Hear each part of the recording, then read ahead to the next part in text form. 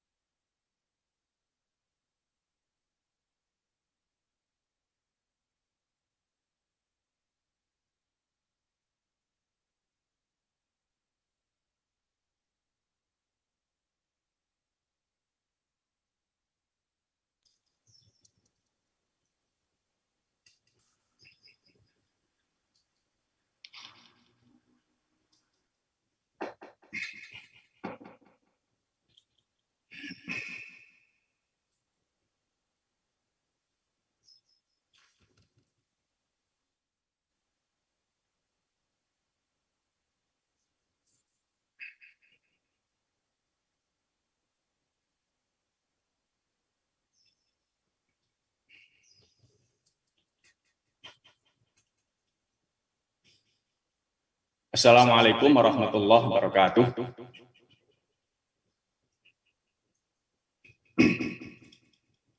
Jelas suara saya? Assalamualaikum warahmatullahi wabarakatuh. Bismillahirrahmanirrahim. Alhamdulillahirabbil alamin wassalatu wassalamu ala sayyidil mursalin wa ala alihi wa ashabihi ajma'in. Qala rabbi shrah li sadri wa yassir li amri wa hlul 'uqdatam min lisani yafqahu qawli, amma ba'd. Honorable Mr. Minister of Religious Affairs of Indonesia, Gus Yakut Khalil Qomas, thanks for you sparing some of your precious time to attend this event during your activity at the ministry. It is an honor to have you. Allah yujzikal khair.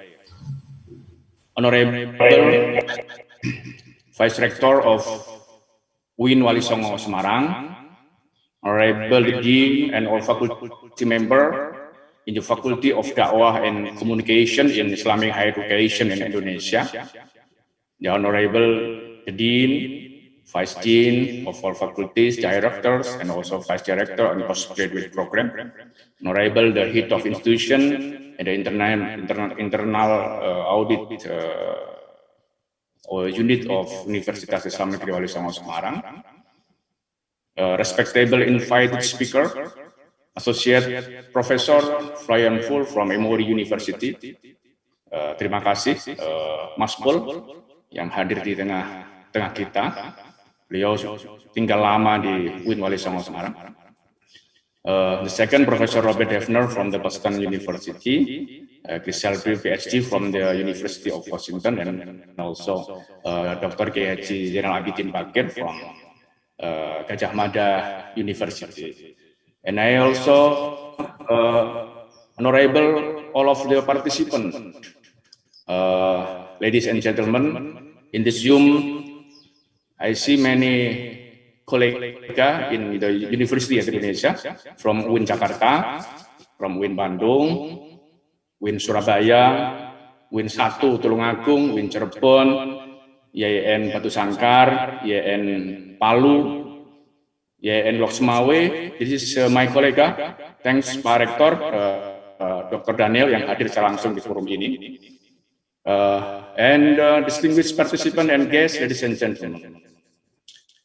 All praises and thanks belong to Allah Subhanahu wa Ta'ala, the Almighty, the most merciful, and the most beneficent, the one granted us the health, the blessing, and opportunity to attend the international conference on moderate Islam, the promoting tolerance and harmony in the digital era, held by the Faculty of Dakwah and Communication, Universitas Islam Negeri Walisongo.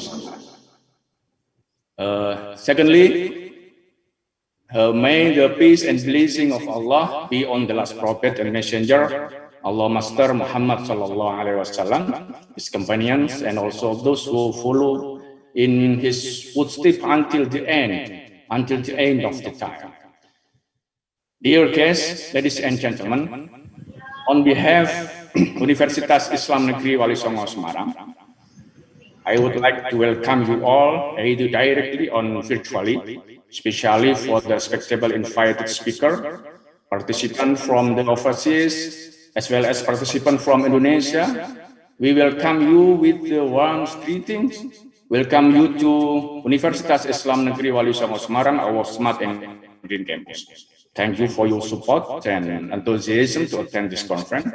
I hope this will be part of our long-term commitment to address and dedicate our work to the nation, community, and also the humankind. Respectable guests, ladies and gentlemen, brothers and sisters, we are now living in the fast-moving digital era and digital life. We face irresistible changing every minute and every day. We need to embrace those changes as challenges, keeping ourselves to adapt, move forward, and also to create innovation, including dakwah. Dakwah is the process to represent knowledge and wisdom, should be adapted to the development of digital technology. In this era of disruption, I think the characteristics of high-quality dakwah determined by many factors. Saya melihat bahwa dalam era digital hari ini, era disrupsi yang semakin canggih hari ini, karakteristik dakwah banyak, keberhasilan dakwah banyak ditentukan oleh berbagai macam faktor. Menurut saya yang pertama, we must understand, we must secure, then we are today in the global citizenship. It is important to learn to be a good citizen. Saya melihat bahwa kesadaran bahwa kita hidup di era yang global ini perlu menjadi kesadaran bersama bagi kita semuanya untuk memahami regulasi dan juga komunitas. Kadang orang tidak sadar bahwa kita hidup di dunia global yang setiap aktivitas kita bisa diakses, bisa dilihat, bisa diinterpretasi oleh semua orang dimanapun dan kapanpun, tanpa batas waktu, tanpa batas tempat. Karena itu ini kesadaran yang utama kita. The second, I think we need to have innovation and creativity. Hari ini sebagaimana disampaikan Pak Dekan, di tengah suasana global yang kian kompleks, di tengah tantangan pandemi yang belum berakhir, inovasi dan kreativitas layak untuk kita kaji dan kita kembangkan. Orang yang berhasil sukses mengarungi hari ini salah satunya orang, komunitas, lembaga, institusi, bahkan negara yang banyak memberikan inovasi dan kreativitas. Tentu dakwah juga begitu tantangannya. Yang ketiga tentu jangan lupa, we need to learn continuously about the skill to use technology in dakwah. Banyak catatan para dakwah kita harus belajar cepat, tidak gaptek terhadap teknologi. Karena keberhasilan hari ini adalah keberhasilan teknologi. Termasuk the fourth, yang keempat menurut saya, interpersonal skill. Seorang harus mampu mengembangkan dirinya dalam rangka komunikasi dan human network. Dan ini penting untuk kita lakukan. Yang terakhir menurut saya, dakwah in this era of technology should be accessible and inclusive. Education, knowledge is everyone's need. It is so to be easy to access everyone and everything, every time, everywhere. Karena itu sebetulnya kebutuhan dakwah hari ini adalah dakwah yang inklusif, dakwah yang santun, dakwah yang rahmatan lil alamin, dakwah yang moderat. Di Universitas Islam Negeri Walisongo perlu kami laporkan kepada Gus Menteri, kita sudah mendirikan rumah moderasi beragama sejak tahun 2019, yang itu bagian dari komitmen kita bagaimana menjadikan Islam, agama kita, agama yang betul-betul menginspirasi, agama yang menjadi inspirasi bagi semua masyarakat bangsa dan negara, khususnya umat Islam. Islam agama santun, Islam agama ramah, apalagi di UIN Walisongo.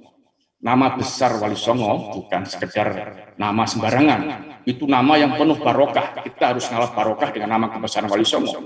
Sosok-sosok yang berdakwah secara santun, dakwah yang lembut, dakwah yang sukses, dakwah yang berhasil, tanpa meninggalkan kesulitan, kegalauan, dan juga bahkan kekerasan. Kesuksesan Walisongo menurut saya inspirasi luar biasa bagi kita, khususnya pada hari ini dalam rangka melaksanakan seminar internasional yang luar biasa hebatnya. Yang terakhir, kami sampaikan terima kasih, jelas, thanks for you all, especially khususnya kepada Gus Menteri Agama. Pak Menteri, Gus Menteri, terima kasih atas hadirnya secara langsung dalam kesempatan ini. Kita sangat paham, sangat sadar betapa sangat waktu yang luar biasa kehadiran Gus Menteri di ruangan kita hari ini, di tengah super sibuk dengan urusan bangsa dan negara. Kita berdoa mudah-mudahan Gus Menteri selalu diberi kesehatan oleh Allah SWT, dan kita semuanya bisa menjalankan komitmen dan tugas sebagai abdi negara, sebagai insan-insan yang berkontribusi untuk bangsa dan negara. Saya ucapkan terima kasih kepada semuanya atas hadirnya dalam forum ini, dan yang paling terakhir kami mohonkan Gus Men untuk memberikan arahan, sambutan, keynote speech, juga sekaligus membuka acara ini secara resmi. Sebelum ditutup, ada pantun untuk Gus Menteri dan kita semuanya. Virus dan bakteri akan musnah bila kita selalu menerapkan protokol kesehatan. Gus Menteri Yakut, komandan yang gagah mengawal bangsa dalam harmoni dan perdamaian. Terima kasih. Ihdinas shiratal mustaqim, wallahul muwaffiq ila aqwamit thoriq. Assalamualaikum warahmatullahi wabarakatuh.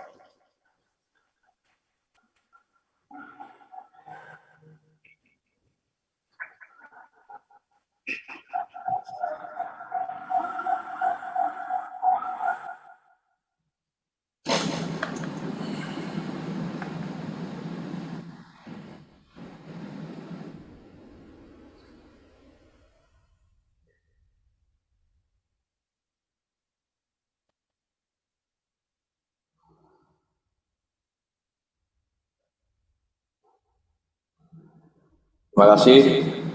Assalamualaikum warahmatullahi wabarakatuh. Alhamdulillahirabbil alamin. Shalatu wassalamu ala asyrofil anbiya'i wal mursalin. Sayyidina wa maulana Muhammadin wa ala alihi washabihi ajmain. Yang saya hormati Profesor Robert Hefner, yang saya hormati Profesor Florian Paul, yang saya hormati BC Paul, yang saya hormati Dr. Zainal Abidin Bakir, dan tentu yang saya cintai sahabat saya Rektor UIN Walisongo, Profesor Imam Taufik. Actually, I want to convey in English, but I'm afraid that only me understand what I convey there. You know, my English is messed up, so I will present my speech in Indonesia, in bahasa. Assalamualaikum, pada kesempatan yang berbahagia ini, mari kita semua senantiasa mengucapkan rasa syukur kehadirat Allah SWT. Alhamdulillah pada pagi hari ini kita semua bisa mengikuti seminar internasional yang luar biasa ini. Meskipun tadi saya sempat melihat pesertanya orang Indonesia semua, kecuali pembicara ya. Tapi nggak apa-apa. Yang penting skalanya internasional. Dan saya kira saya menyampaikan dalam bahasa Indonesia ini nanti lebih mudah diterima daripada saya sampaikan dalam bahasa Inggris saya yang mess up itu, yang kacau. Jadi Bapak Ibu sekalian, para peserta webinar, tentu kita juga wajib bersyukur dan memanjatkan menyampaikan sholawat serta salam kita kepada junjungan Nabi Muhammad SAW serta keluarga, sahabat, dan orang-orang yang beriman yang selalu mengikuti beliau. Pada kesempatan yang baik ini saya ingin sekali lagi mengapresiasi atas pelaksanaan International Conference yang diinisiasi oleh Walisongo ini di bawah pimpinan Prof. Imam Taufik. Temanya juga menarik, Moderate Islam Promoting Tolerance and Harmony in the Digital Era. Saya kira tema yang sangat relevan dengan visi dan misi Kementerian Agama saat ini yang saya pimpin, yang akan terus-menerus dan tidak akan berhenti mempromosikan program moderasi beragama, karena sesungguhnya moderasi beragama ini adalah kekayaan sekaligus kekuatan bangsa kita.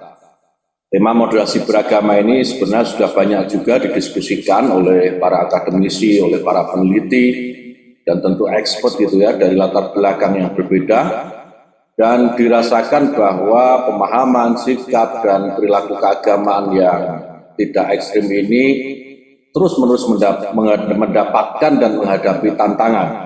Saya ingin contohkan sedikit, misalnya hari ini bagaimana ramai dengan isu Bahai. Saya menyampaikan selamat Hari Raya kepada komunitas Bahai, dan banyak orang yang komplain, dianggap bahwa Bahai ini adalah aliran sesat. Padahal Bahai ini agama tersendiri, agama yang terpisah, dan perlindungan terhadap kebebasan beragama itu dijamin oleh konstitusi. Jadi saya kira sebagai warga negara semua ini harus dilindungi, apapun kepercayaannya, apapun keyakinannya, apapun agamanya. Jadi mereka memiliki hak yang sama, untuk dapat perhatian dan dilindungi oleh pemerintah dalam hal kewarganegaraan. Untuk itulah saya kira Kementerian Agama saat ini sangat concern untuk terus mengembangkan moderasi beragama, ya, karena ini juga penting untuk menangkal ancaman yang ada di depan mata, baik itu bibit ekstremisme yang menjadi musuh nyata bagi keberagaman dan kebangsaan kita, maupun sikap-sikap yang menafikan atau cenderung bertentangan dengan konstitusi. Jadi saya kira pekerjaan kita selain moderasi beragama ini, mengkampanyekan terus-menerus moderasi beragama, juga adalah bagaimana kita tegak lurus terhadap konstitusi. Jadi kita tidak boleh menyalahi konstitusi selama kita ini hidup berbangsa dan bernegara atas nama apapun. Dalam kehidupan bernegara saya kira konstitusi ini menjadi pegangan utama kita. Hadirin peserta seminar yang saya hormati, Indonesia ini merupakan bangsa yang kaya dengan suku, budaya, dan banyak sekali bahasa. Jadi bisa kita bayangkan bagaimana kita ini mengelola diversity yang luar biasa tersebut ini pasti tidak mudah. Keberagaman yang demikian kaya ini sebenarnya bisa kita lihat sebagai sebuah peluang kita semua untuk saling memperkuat satu sama lain dan menjadikan sebagai sumber persatuan yang kita kenal dengan Bhinneka Tunggal Ika, atau kalau dalam bahasanya Profesor Imam Taufik ini, harmony in diversity. Jadi jika tidak mampu kita mengelola keragaman ini dengan baik, saya kira ini akan mewujud menjadi sebuah ancaman yang sangat membahayakan. Kondisi ini juga bisa diperparah dengan perkembangan zaman dan situasi saat ini. Kita tahu bagaimana kemajuan media dan teknologi yang sangat cepat merubah hampir semua lini kehidupan. Begitu juga dalam bidang keagamaan, banyak mengalir, banyak kita tengarai gitu ya. Sebagian besar orang belajar atau mendapatkan asupan-asupan pemahaman agamaan dan isu-isu agama lainnya itu secara instan dari media. Lebih banyak belajar dari WhatsApp daripada belajar dari kiai atau ustadz. Nah, ini fenomena. Saya kira fenomena ini didominasi oleh provider yang menyediakan pemahaman keagamaan yang sempit, kadang cenderung menebarkan kebencian terhadap sesama pemeluk agama maupun yang berbeda agama. Bahkan kebencian terhadap negaranya. Kita tahu nih, hoax berita berita-berita palsu, berita-berita yang penuh kebencian hari-hari ini beredar luar biasa. Pemerintah sekarang diserang, dianggap tidak mampu menangani pandemi COVID, orang pada menyerah, mengibarkan bendera putih. Ini sepertinya kita ini kadang-kadang lupa bersyukur. Kalau kita bandingkan misalnya dengan India, bagaimana warga negara India ini ketika menghadapi COVID harus sendirian. Ya, kita ini dengan segala keterbatasan kita bersyukur bahwa penanganan pandemi, misalnya orang-orang yang terdampak pandemi terkena virus COVID-19 ini dibiayai oleh negara dalam pengobatannya. Ini saya kira akan sangat jarang kita temui di tempat lain. Kurangan kita ya kurang bersyukur itu. Jadi untuk itu sekali lagi saya berharap melalui seminar yang luar biasa ini nanti kita semua bisa mengambil langkah yang lebih konkret untuk mewarnai dunia digital, ya, dunia digital atau media yang saat ini berkembang agar nuansa moderasi beragama bisa tersampaikan kepada semua pihak. Jadi akan sangat sayang webinar internasional ini hanya berhenti di kita saja. Mari apapun nanti hasilnya, selama itu baik dan untuk kebaikan, kita sebarkan seluas-luasnya. Hadirin yang berbahagia, akhirnya selaku Menteri Agama dan mewakili pemerintah Indonesia, sekali lagi saya mengucapkan selamat berseminar, selamat berdiskusi secara virtual ya. Semoga tidak mengurangi keseriusan kita semua dalam mempromosikan ajaran agama yang membawa kebaikan bersama dengan ciri yang inklusif, anti kekerasan, dan mampu menghargai keragaman dalam kehidupan berbangsa, bernegara, serta tentu untuk membangun peradaban dunia atau contributing to peace to the world. Dengan demikian, Bapak Ibu sekalian, saudara-saudara saya hormati, Profesor Imam Taufik yang saya cintai, dan resmi seminar internasional ini saya buka. Selamat berdiskusi, semoga membawa manfaat. Demikian, wallahul muwaffiq ila aqwamit thoriq. Assalamualaikum warahmatullahi wabarakatuh. Waalaikumsalam warahmatullahi wabarakatuh. Terima kasih, Gus.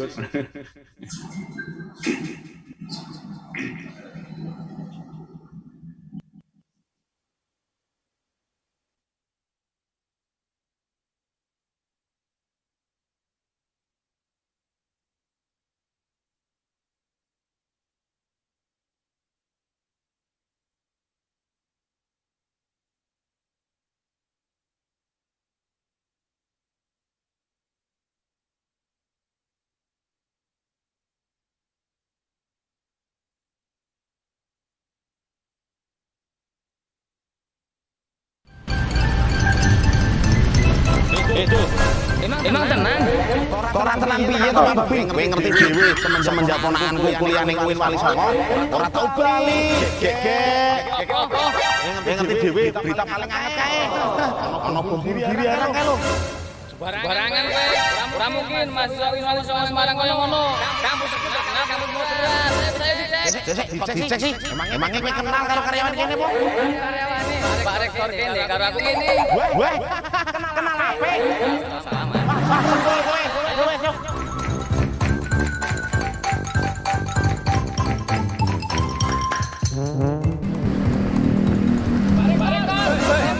Waalaikumsalam, Pak Ben. Ada apa ini? Ini Pak, saya itu nganter warga mencari keponakannya, katanya kuliah di sini Pak. Emangnya ponakannya kenapa?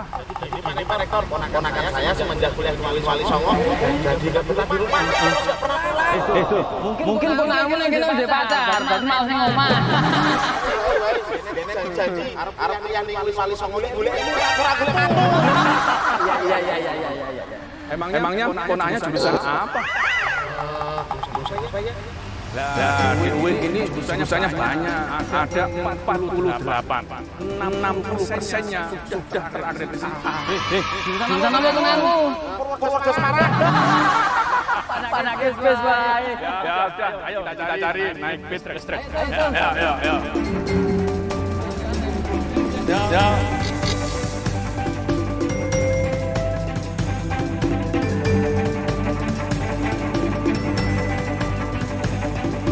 Wah, kampusnya enak adem. Gogel ya, Pak? Iya Bapak Ben, kampus ini kita desain siswa agar kuliahnya kesasan, nyaman dan cepat lulus berkualitas.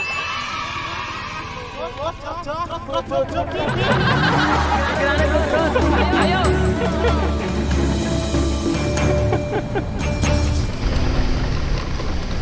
Waduh. Bapak Bin, kae ponakanku.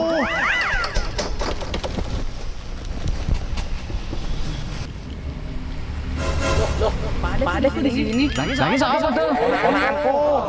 Oh, jadi gini Mas, kita semua lagi nyari jenengan karena beberapa hari ini nggak pulang rumah. Ini loh Pak, senang-senang betah di rumah tuh senang-senang di sini karena suasana kampus nyaman aja.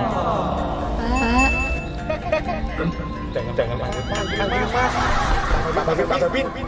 Nek suasanane kampus kayak ngene iki, jangankan ponakan, anu belum kuliah ning kene. Di Pak Rektor. Ora iso lah, belum sana coba kuliah kene. Iso. Bisa Pak. Besok pagi jam 4 datang ke kampus. Emangnya kuliah subuh.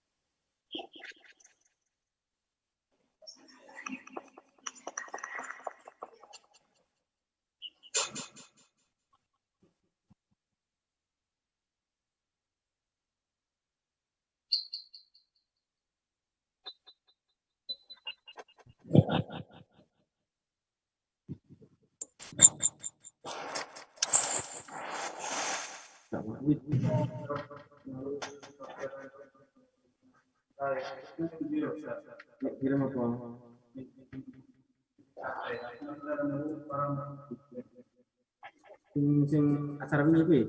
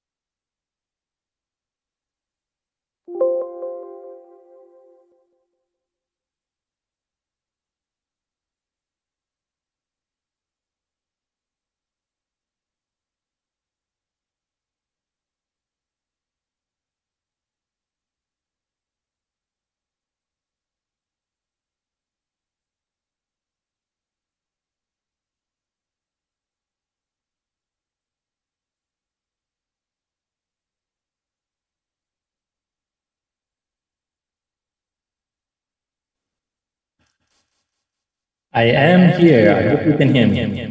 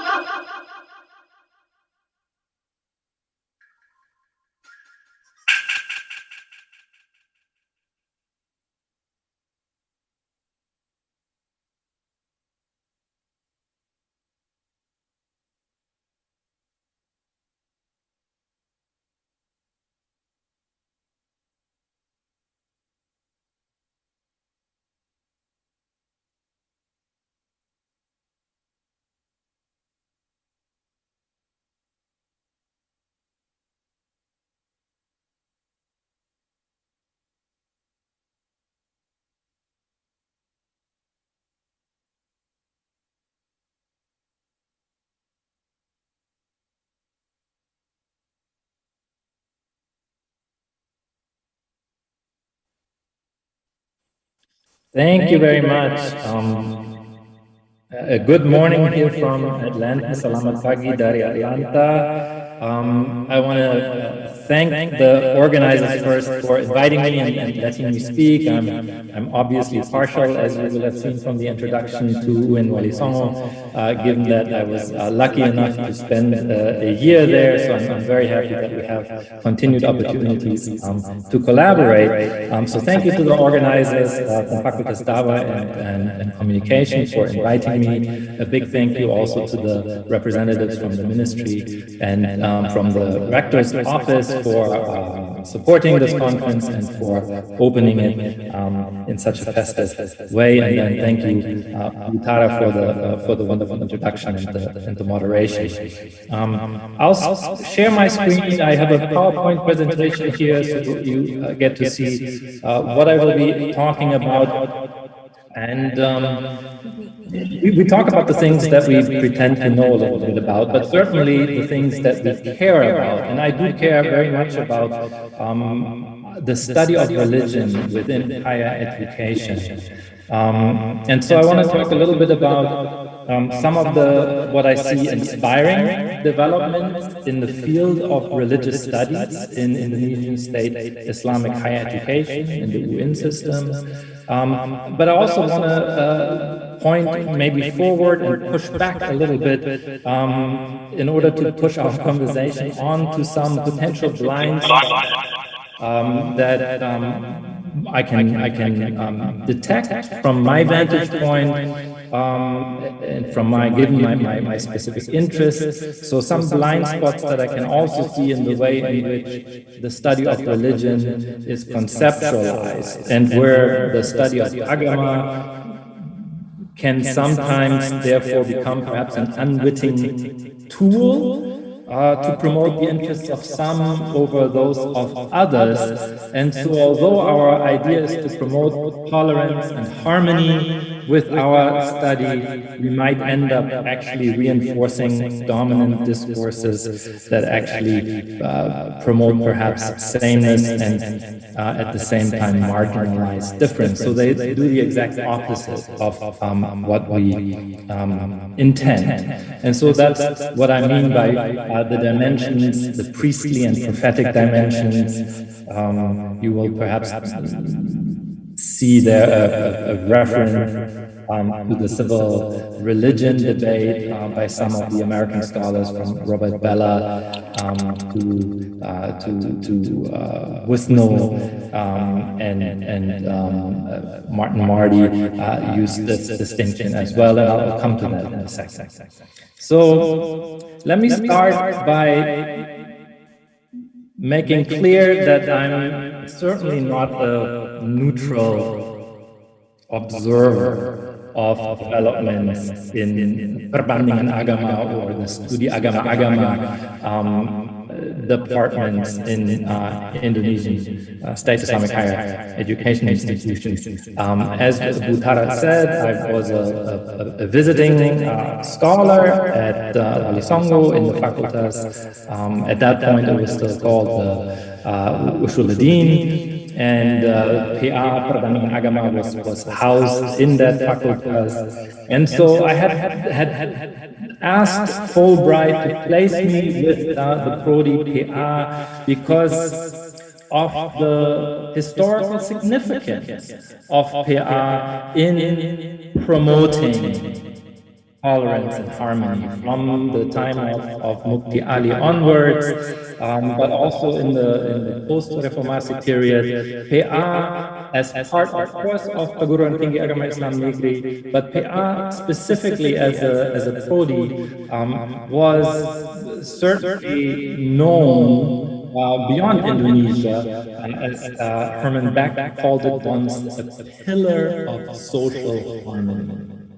And so, as somebody who myself is in a department of religious studies, I was eager to be, at least for a while, a member of that community in Indonesia as well. And as you can see here, I mean, we experienced together all those wonderful things that I myself would expect from a program that prizes, as the conference is entitled, the promotion of tolerance and harmony. Here we're going to an Imlek celebration at a Chinese temple in Semarang in 2015. And we did a service project there while also participating, observing the Imlek celebrations of the community in Semarang. However, I also very, very quickly realized that the perbandingan agama had come under some intense scrutiny. In the educational environment, so the upgrading of the EIN system to WUINs also meant that now PA had to compete with lots more demands for funding and for students, and so there had been something of we could call it perhaps a waning trend in enrollment.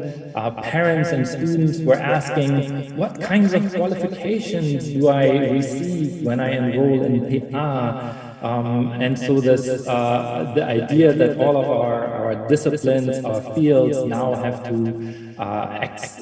make explicit what kinds of qualifications they provide for students. That was a challenge for PA that I quickly became familiar with. And then second, there was the larger social, political debate over what counts as proper Islam in Indonesia, and a kind of growing sense of a competition for priority in the public sphere of different versions of Islam, where the proponents of this study of religion, of PA, perbandingan agama, became increasingly accused of not teaching the right Islam, for leading students astray. So accusations of heterodoxy were part of that dilemma of these challenges as well. And so I was lucky enough, though, that early on, it was in November of 2014, not long after my arrival in Semarang, one of my colleagues, Afnan Ansuri, took me to Jogja to the inaugural, the founding meeting of ASAI, the Asosiasi Studi Agama Indonesia. So a group of representatives of different Prodi PA throughout Indonesia, mostly from the WIN network, but there were also representatives from Muhammadiyah universities, came together to address head-on some of these challenges that I had just outlined earlier. And they came up with a number of ways in which they were hoping to promote the study of religion, to justify it, to give it a disciplinary identity that would distinguish it enough to receive funding, to receive students, to be somewhat attractive, both within the system of state Islamic higher education, but also within the wider context of Indonesian society. And so they recommended a name change from Perbandingan Agama to Studi Agama, because they felt that the Perbandingan, the comparative, gave rise to misconceptions about what it was that was being studied in their programs. But they also made recommendations for funding, for perhaps required courses in different fields of study that would include the Studi Agama perspective. But there were also really a kind of an institutional response, a networking response to build up each other's programs against the challenges that the study of religion was facing. And ASAI has gone on to be quite successful. I think it's in its third iteration of board rotation. So it's an ongoing and quite successful network that has led, in some sense, to actually new programs in the study of religion being established. The IAIN Pontianak and Purwokerto both more recently have added programs in the study of religion to their select prodi. And the programs in the study of religion at other universities have gone through accreditation processes that have worked out generally quite well. So, the colleague I mentioned earlier, Afnan and I, we have been, as a result of our joint interest in seeing the founding of ASAI and future developments, we have devised a curriculum study of the curricula for Studi Agama in these programs in the WIN system that we're still currently undertaking. Afnan would say, when you look at these pictures of things that are happening at different PA or Studi Agama programs, that we can see something of a renaissance of the study of religion, vibrant departments that engage students and the wider community in questions of social relevance. And he points to activities at that we can see depicted, for instance, here. I want to, however, just briefly share some observations what stands out to us when we're looking at the curriculum documents for these Studi Agama programs. I think the one thing that stands out initially most is that there's some strong continuity, if you will, with the perbandingan agama paradigm of an openness, a promotion toward tolerance and harmony. So again, just like Anand Mukti Ali, a variety of intellectual traditions are engaged, not just European ones, not just Middle Eastern ones, but also including there's a clear dialogue orientation that was also pronounced from the beginnings under Mufti Ali. But the social engagement has become more described, I would say. We can see that quite a number of programs, and the program at Walisongo is an example of that. Very, very directly connect the focus of the Perbandingan Agama program with issues of contemporary relevance. So for Walisongo, as you know, it's conflict resolution in collaboration with the Conflict Resolution Center. But in other WIN programs that have Studi Agama, it might be an orientation toward service in the local community, outreach toward particular local communities like at Sunan Ampel in Surabaya. So this social engagement certainly something that in the intensity with which it's foregrounded is something new. It's being scaled up compared to earlier times.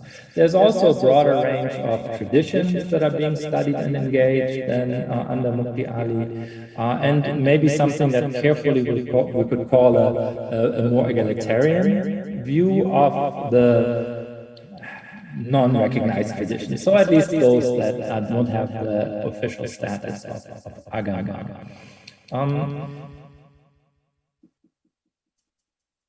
What stands out as a political document in these curriculums of PR, and that is something that our interviews with the Kepala Prodi and some of the lecturers in these programs comes out very clearly, and that we see in the founding documents of ASAI as well, is that this vision of what Perbandingan Agama or Studi Agama is supposed to be is outlined under reference very explicitly to Pancasila.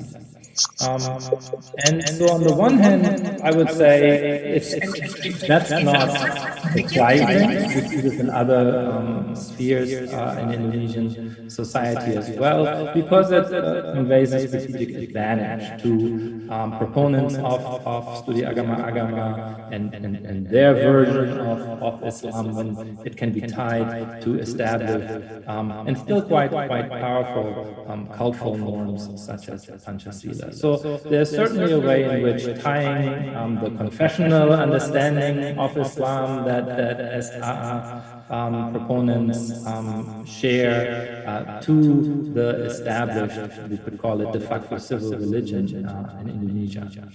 So there's a strategic advantage, but there are also, and that's what I want to end on and push us into conversation if we can, there are also some limitations that we would see with that strategy. One limitation is that while under Mufti Ali, and certainly to a large extent today as well, the way in which this vision of publicly relevant Islam dovetails with the state incentives or the encouragement of the state for politically relevant Islam. That currently is an advantage, but the state incentives tend to change, and there's certainly the possibility that in the not-too-distant future there might be different state incentives for other versions that leave proponents of SAA in the backwater. So the state incentives are historically fickle, perhaps. But the point that stands out more to us is one that we would call the priestly prophetic function with which proponents of SR link back to the Panchasila. So in some ways, there is clearly something to be gained from tying back or borrowing the authority of Panchasila. But that's a very, what Martin Markey would call a very priestly way of engaging with the civil religion. The Panchasila, we know, is also historically a compromise document, is certainly has a quite narrow concept of what qualifies as a legitimate form of religion. And so to push the more prophetic engagement with civil religion, with Panchasila, that can also be a critique or an expansion of the civil religion. That is something that we see as still being possible to expand. So, for instance, we see a near total absence in the curriculum of any kind of conceptual study of the conceptual history of agama, of religion, right? The idea of religion is not in the curriculum, at least, critically engaged. So that's not unique to the Indonesian context in this case. I mean, you look at religion programs here in the US, which I am more familiar with, and we rarely do this either. But what happens is that what we don't investigate is that the categories such as religion, agama as functional equivalent, that we use to divide our world, they're not natural, they're not just a given, but they're tied up with issues of power, interest, and identity. And so not seriously engaging the conceptual history of our core concepts can, of course, reinforce dominant political discourses. So while we say that we are now also looking at no longer at kearifan lokal, but now we're looking at agama lokal, broadening the tent to include other traditions under the banner of agama can also be a limiting strategy, because we're accommodating perhaps sameness, if you will. We're only allowing those dimensions of the other to really enter our field of vision that don't challenge our self-perception. And so it's that what I would call a discursive or critical study of religion that I think would be useful in this context, because the question for me remains if a broader tent alone is enough that we're including more traditions under the banner of agama, or if we also need to have more conceptual clarity for us, for our students, and perhaps for the society who we serve in our knowledge making, so that we're not unaware of the political and conceptual baggage of our disciplines as well. So that is an ongoing challenge, something I see. I'll leave it there, and thank you all. Apologize for any shortcomings in my presentation, and look forward to more discussion in a little bit.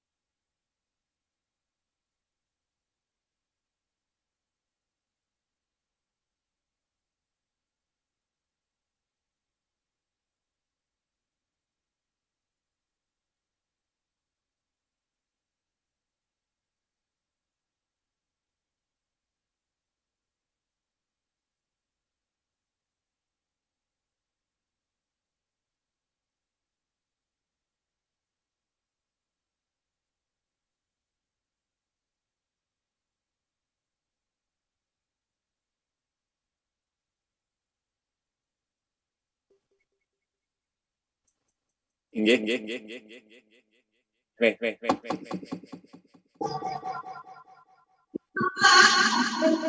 Nih.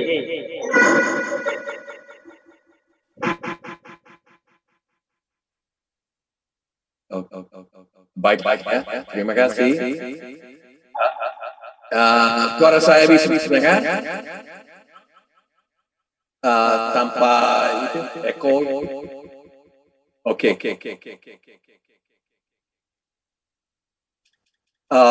Saya mau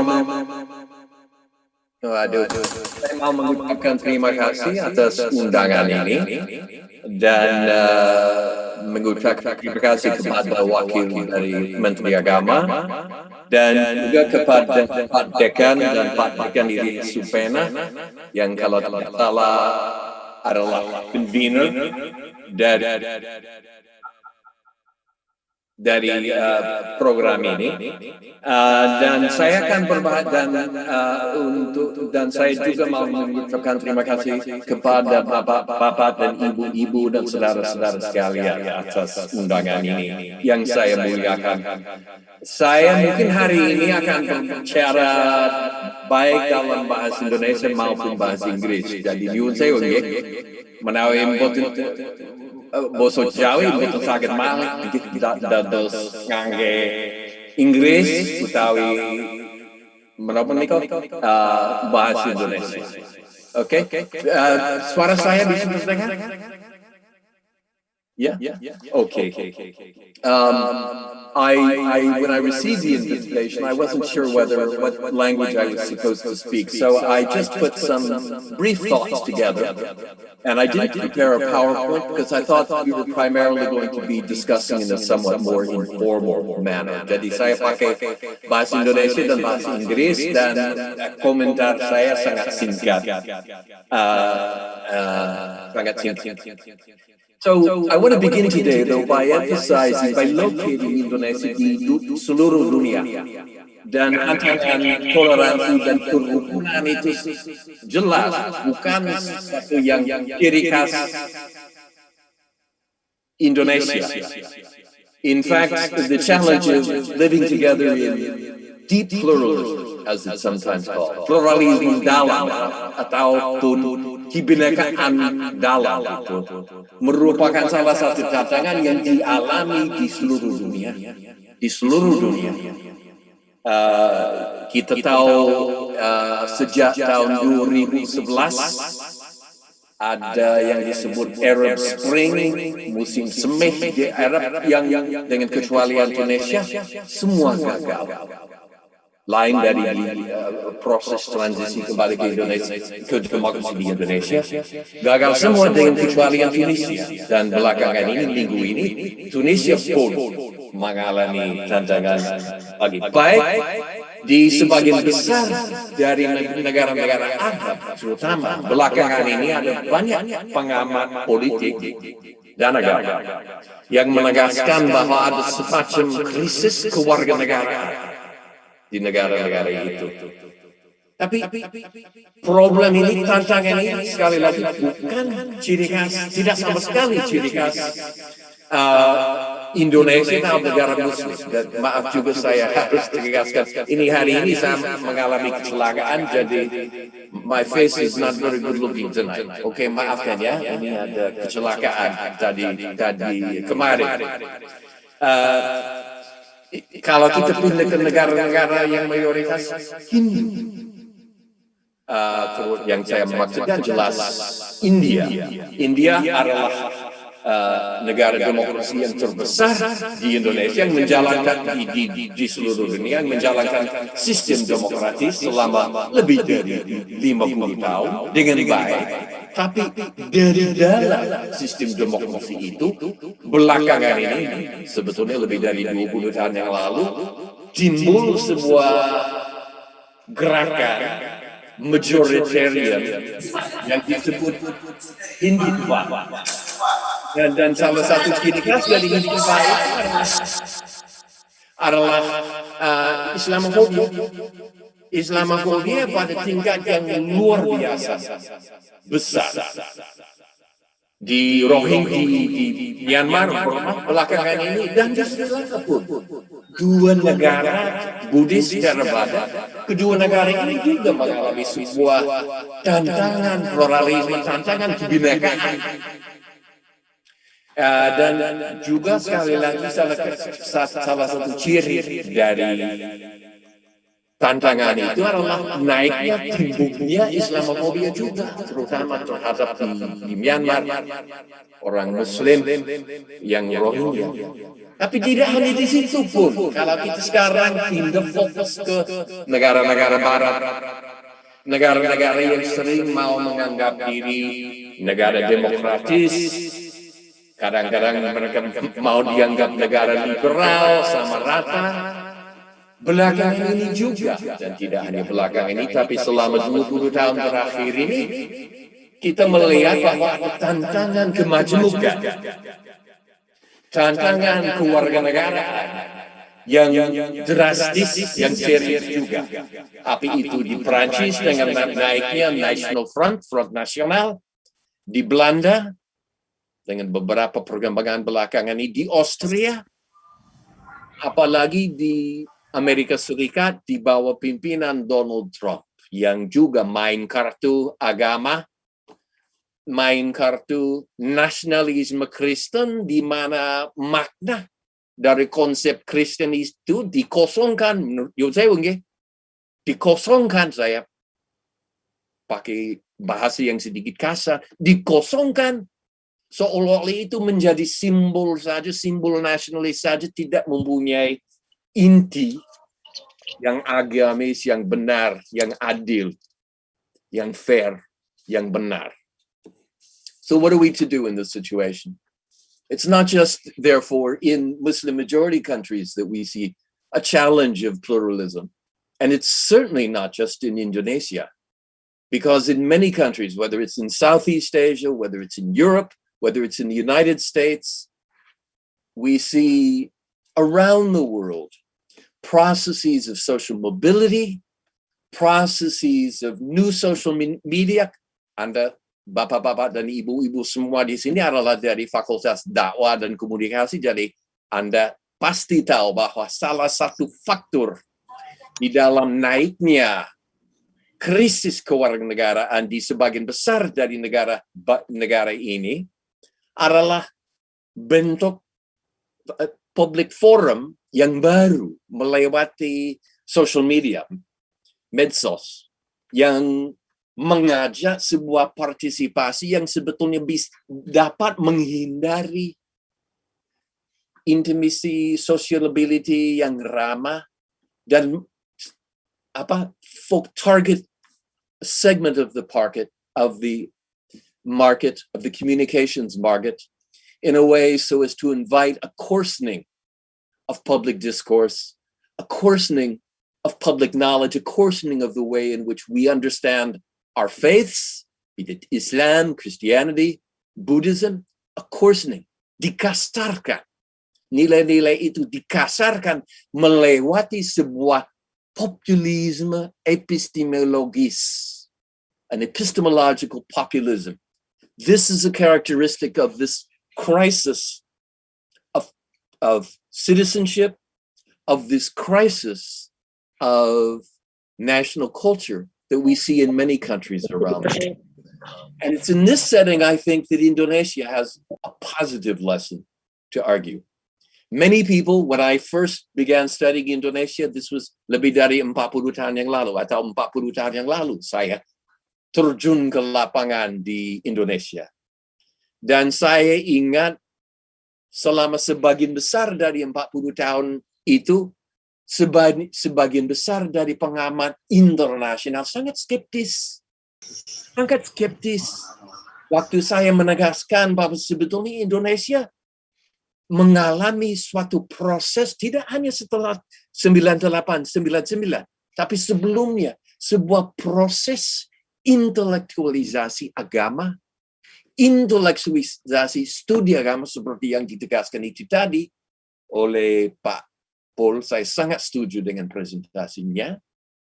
Tapi sebuah intelektualisasi seperti ditegaskan Pak Zamakshir Dovir lebih dari 30 tahun yang lalu, Pak Zamakshir Dovir yang dari UIN Jakarta, dia juga membahas the intellectualization of Islam. Dan dari pengalaman itu dengan pembentukan IAIN, kemudian IAIN menjadi UIN, ada semacam ekspansi kurikulum seperti yang ditegaskan Pak Florian Paul itu tadi. Indonesia dan terutama institusi-institusi Dakwah dan Depdikbud mengalami sebuah pembaruan, renovasi dalam pendekatan yang diterapkan, yang dikembangkan tidak hanya terhadap agama dan agama Islam, tapi juga hal-hal seperti kewarganegaraan. Saya ingat karena pada Dasawarsa 90 saya sebagian besar dari tiap tahun selama Dasawarsa itu saya ke Jakarta untuk ketemu dengan Cak Nur, Gus Dur, Daumar Harjo, orang Ijmi, dan banyak cendekiawan Muslim yang lain. Dan saya ingat tiap tahun ada perkembangan baru, tiap tahun ada semacam peluasan, an enlarging of the public sphere and of the ideas discussed in the public sphere. Dan dalam hal ini saya tekankan sebelum transisi kembali ke demokrasi pada tahun 98-99 sudah ada sebuah landasan intelektual yang disediakan dilewati atau melalui program-program di IAIN yang kemudian menjadi IAIN, tapi juga program di Universitas Muhammadiyah, tapi juga program-program di Lakpestam, NU, di mana-mana di Indonesia. Pada Dasawarsa di mana seperti saya tegaskan itu tadi, sebagian besar dari teman saya di luar negeri, kalau saya dengar saya ngomong dengan optimis, dengan jiwa optimis tentang Indonesia pada Dasawarsa itu, mereka sangat skeptis. Karena mereka selalu ditekankan, wah, pada Dasawarsa 50-an, 60-an, Indonesia hancur. Ada pembunuhan, ada kompetisi aliran itu pada Dasawarsa 50-an sampai 65, kemudian ada pembunuhan massa dan PKI dan sekalinya. Bagaimana bisa orang sangat skeptis menganggap bahwa Indonesia adalah a problem state, a failed state. Tapi saya sejak Dasawarsa 70-an, 80-an, 90-an tegaskan, enggak. Dari tengah krisis itu, krisis kewarganegaraan dan kebangsaan itu pada tahun 50-an dan 60-an, timbul suatu generasi baru, suatu pikiran baru, suatu kembali istilah Zamakshir Dovir itu tadi, semacam intelektualisasi. Tidak hanya terhadap studi agama, walaupun itu juga dan itu sangat penting, tapi juga terhadap hal-hal kebangsaan. Nah, inilah keistimewaan Indonesia. Dan inilah sebabnya waktu Indonesia akhirnya kembali ke era demokrasi setelah tahun 98-99, siapa yang paling berperan dalam misalnya pembentukan bahan studi kewarganegaraan? Orang dari UIN. Dari UIN. Siapa yang paling merintis perkembangan pembentukan bahan tentang gender studies? Itu sekali lagi orang perempuan dan laki-laki kadang-kadang. Dari UIN. Apalagi waktu Menteri Agama mohon agar ada program paket baru tentang kewarganegaraan, siapa yang menyediakan itu? Bukan orang dari Universitas Indonesia atau Gadjah Mada, walaupun itu kedua institut perguruan tinggi yang saya selalu salut. Tapi sekali lagi, Depak dan Depdikbud kembali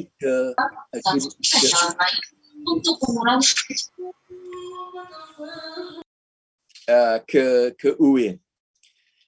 Nah, jadi ada beberapa faktor, beberapa variabel yang menjelaskan kok bagaimana bisa Indonesia yang pada satu saat mengalami suatu krisis kebangsaan dan kewarganegaraan yang parah sekali, apalagi krisis ekonomi pada akhir dasawarsa 50-an dan awal 60-an, Indonesia timbul tidak hanya tidak hanya dari segi atau dari sudut ekonomi, tapi dari sudut kultur nasional. Jelas masih ada kekurangan, masih ada isu-isu yang harus dibahas, ditinjau kembali, seperti yang ditegaskan itu tadi oleh Pak. Salah satu hal adalah agama-agama lokal, definisi agama yang diterapkan, misalnya di Departemen Agama, walaupun menurut saya hasil dari pembicaraan saya dengan Litbang Depak, saya selalu mengambil kesimpulan, saya sangat mengesankan bahwa di situ pun ada gagasan baru dan ada semacam intelektualisasi terhadap konsep agama, dan seperti yang ditegaskan Pak Pol itu tadi, semacam emphasis tentang kepentingan untuk kontekstualisasi baru agar supaya semua warga negara Indonesia bisa diterima. Walaupun itu satu hal yang sangat rumit, tidak hanya di Indonesia, tapi di negara-negara barat. Di definisi agama di Jerman, di Perancis, itu sangat terbatas. Tidak seperti di Amerika Serikat, seseorang mau menciptakan agama baru, silakan, itu pasar bebas. Tapi bukan itu sistem yang diterapkan di sebagian besar dari negara-negara demokratis di barat. Dan jadi dalam hal ini, tantangan itu yang saya tegaskan itu tadi, ya, definisi agama dan pengelolaan agama, itu bukan semacam tantangan yang ciri khas Indonesia, itu umum. Sesuatu yang betul-betul harus dibahas dan ditinjau kembali terus-menerus di semua negara yang demokratis. Saya berakhir hari ini dengan sebuah observasi tentang tantangan menurut saya yang paling besar di Indonesia. Dan sekali lagi saya tekankan bahwa tantangan yang paling besar itu sebetulnya sama saja dengan sebagian besar dari negara-negara demokratis yang lain.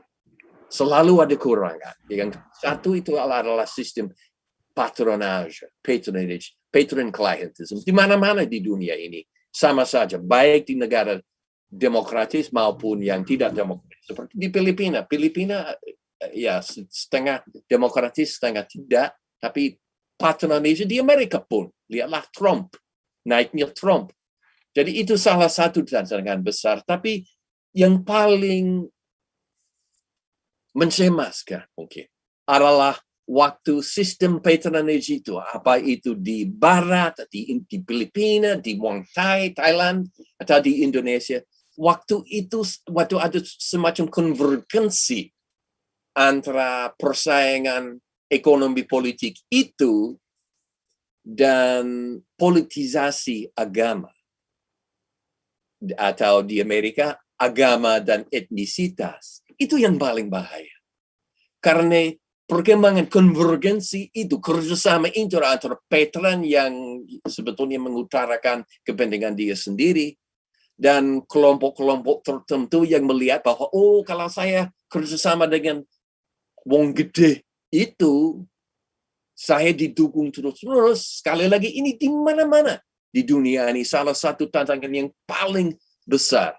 Dan waktu kerjasama itu sebetulnya mempolitisasikan, politicizes religious sentiments, itu yang paling bahaya. Dan di situ pun saya masih optimis, walaupun saya tahu apa itu di Amerika, di Indonesia, saya masih optimis kedua negara ini, kalau boleh saya ngomong sebagai warga negara Amerika dan pecinta Indonesia. Saya masih optimis walaupun kedua negara ini tetap menghadapi tantangan. Kedua negara ini mempunyai tradisi kebangsaan yang bertahan, yang akan bertahan, dan bisa menghadapi tantangan seperti yang saya gambarkan itu tadi. Tantangan konvergensi antara elit, oligark, patronage, dan politisasi agama. Itu yang paling bahaya, tapi itu juga sesuatu yang sekali lagi tradisi kebangsaan dan kewargaan Indonesia dan sumbangan masyarakat Muslim di Indonesia, terutama UIN, IAIN itu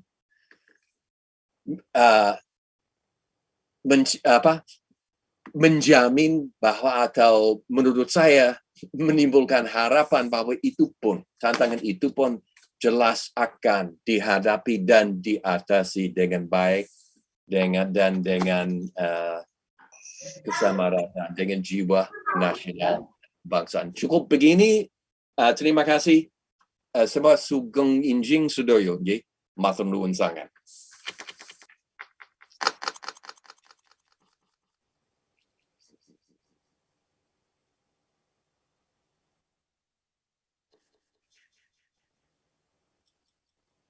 Saya kira mute.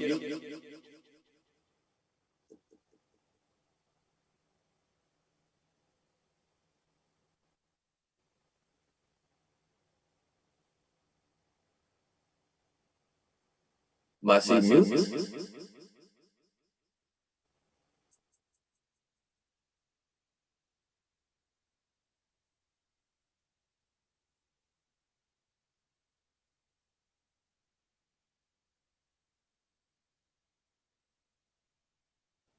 Sekarang bisa. Sebelum belum bisa.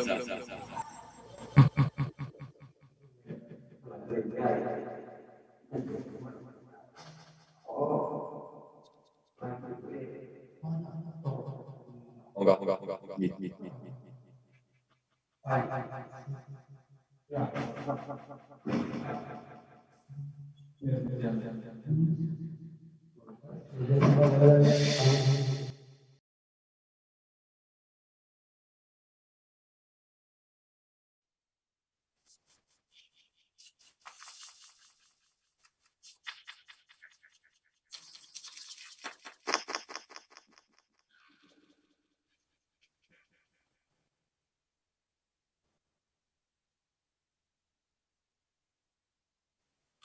Yes, I am.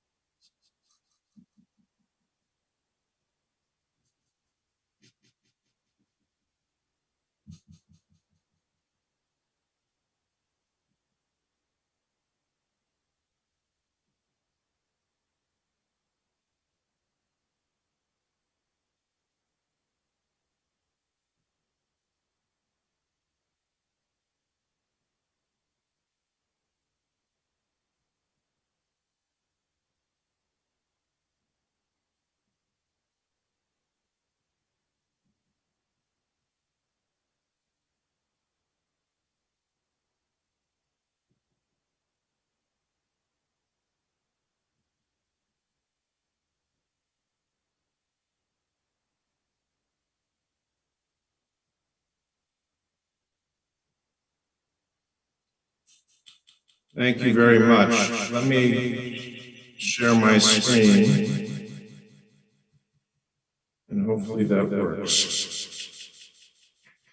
Well, assalamu alaikum. It is good to be with you, and our prayers are with Indonesia as it goes through this time of pandemic resurgence. And we will continue to pray for you as you go through this time and the rest of the world, obviously. I'm grateful for the opportunity to be here and to have this conversation. It's a conversation that we need to be having within every religious tradition. And I'm going to take a little bit of a different approach, less of a scholarly approach and more of a personal approach, a practitioner approach as a person of faith and thinking about the issues before us. And in so many ways, asking a question that I heard implied in Bob's presentation about the crisis of citizenship, which is what are the resources within our traditions that preserve citizenship, a spiritual citizenship, a global citizenship, and a national citizenship? What are the resources within that help us live with our deepest differences? I've chosen for my title the first theme of the conference, which is toward an effective Islamic moderate. I have Islamic in parentheses because I think that you could insert any religion there, given the times that we're in and the tour de force that Bob gave around the world of the different countries that are facing these issues. It could be Christian, Hindu, Buddhism, but the topic today is Islam. I also have moderate in quotes because I think there is a dignified difference but clear relationship between theological non-moderation and political moderation. So some caveats here. One, I'm speaking as an American who is outside of Islam and outside of Indonesia, although I love your country and have been there. I'm also speaking from my own context as an American. I be careful to remember that, but if there are things from my observations as an American who has had experience with Islam around the world, let's have a discussion about that. But it's very much from my perspective about what the word moderate means and can mean in certain contexts. By dignified, I mean simply, I believe God gives everybody dignity. That dignity is illustrated in how we think differently. The freedom to think and inquire, which is the essence of the academy, but the essence of freedom of speech and the freedom to gather, the freedom of a democracy. By theological, I mean our relationship, our individual relationship with God. What is our understanding and study of that relationship? How do we understand ourselves in relation to God? And by political, I mean our relationship to each other. How do we people of faith build a community and a culture where we can live with our deepest differences? So theological non-moderation is about the relationship to God. Political moderation is horizontal and about our relationship to each other, because we have the freedom to express our God-given dignity in different ways that are often irreconcilable. So since this invitation was issued from the Faculty of Dakwah and Communication, I thought I might share a story about how Islam was first shared with me. And I hope that by sharing this story of Dakwah that I had the experience, that there might be some reflections that will help you think about the use of moderate and moderation in your own context. Between the years 2005 and 2011, I had the opportunity and great blessing to spend quite a bit of time on the border between Pakistan and Afghanistan with the Pashtun people. And I also had the opportunity to go to Syria and spend some time with those precious people. In both contexts, I had the great privilege of being invited to speak in a madrasa. And after my presentation, I had an identical experience in both Peshawar, Pakistan, and Hama, Syria. A young man, a Muslim obviously, came up to me after my presentation, very earnest, very much at peace with himself, at peace with the world. And he said to me, "Dr. Saipul, your words sound like the Prophet, peace be upon him. Please finish your journey. Please come and be a Muslim." And those experiences, nearly identical, are something that I've thought about for the last 10 to 15 years quite often. What am I supposed to do with that invitation? How do I think about that?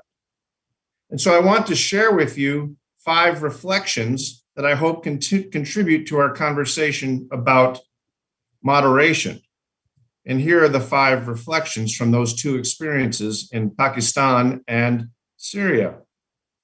Reflection number 1, there is no greater honor than for somebody to care so much about your soul that they would ask you to change your beliefs and walk with them in their spiritual journey and their religious tradition. Not everybody would think that way, but that was my reaction. It was a great honor. It was an inspiration to see somebody so much at peace invite me into their beliefs because they cared about me as a human being. They cared about me and my soul. Second, if you're a minority in a majority context and you receive such an invitation, it might be scary. It could be intimidating. In both of these situations, I was a Christian in a Muslim majority context. And I think the same would be true the same for Muslims in America. If a Christian majority were to ask a Muslim minority to convert, it might be a little scary. It might be a little intimidating. What happens if I say no? Will they still respect my dignity to have a different belief?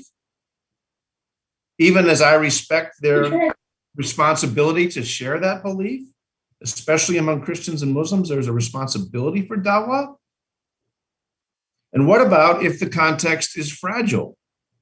If you'll note, back in Pakistan, my friends wanted to make sure that I remained alive.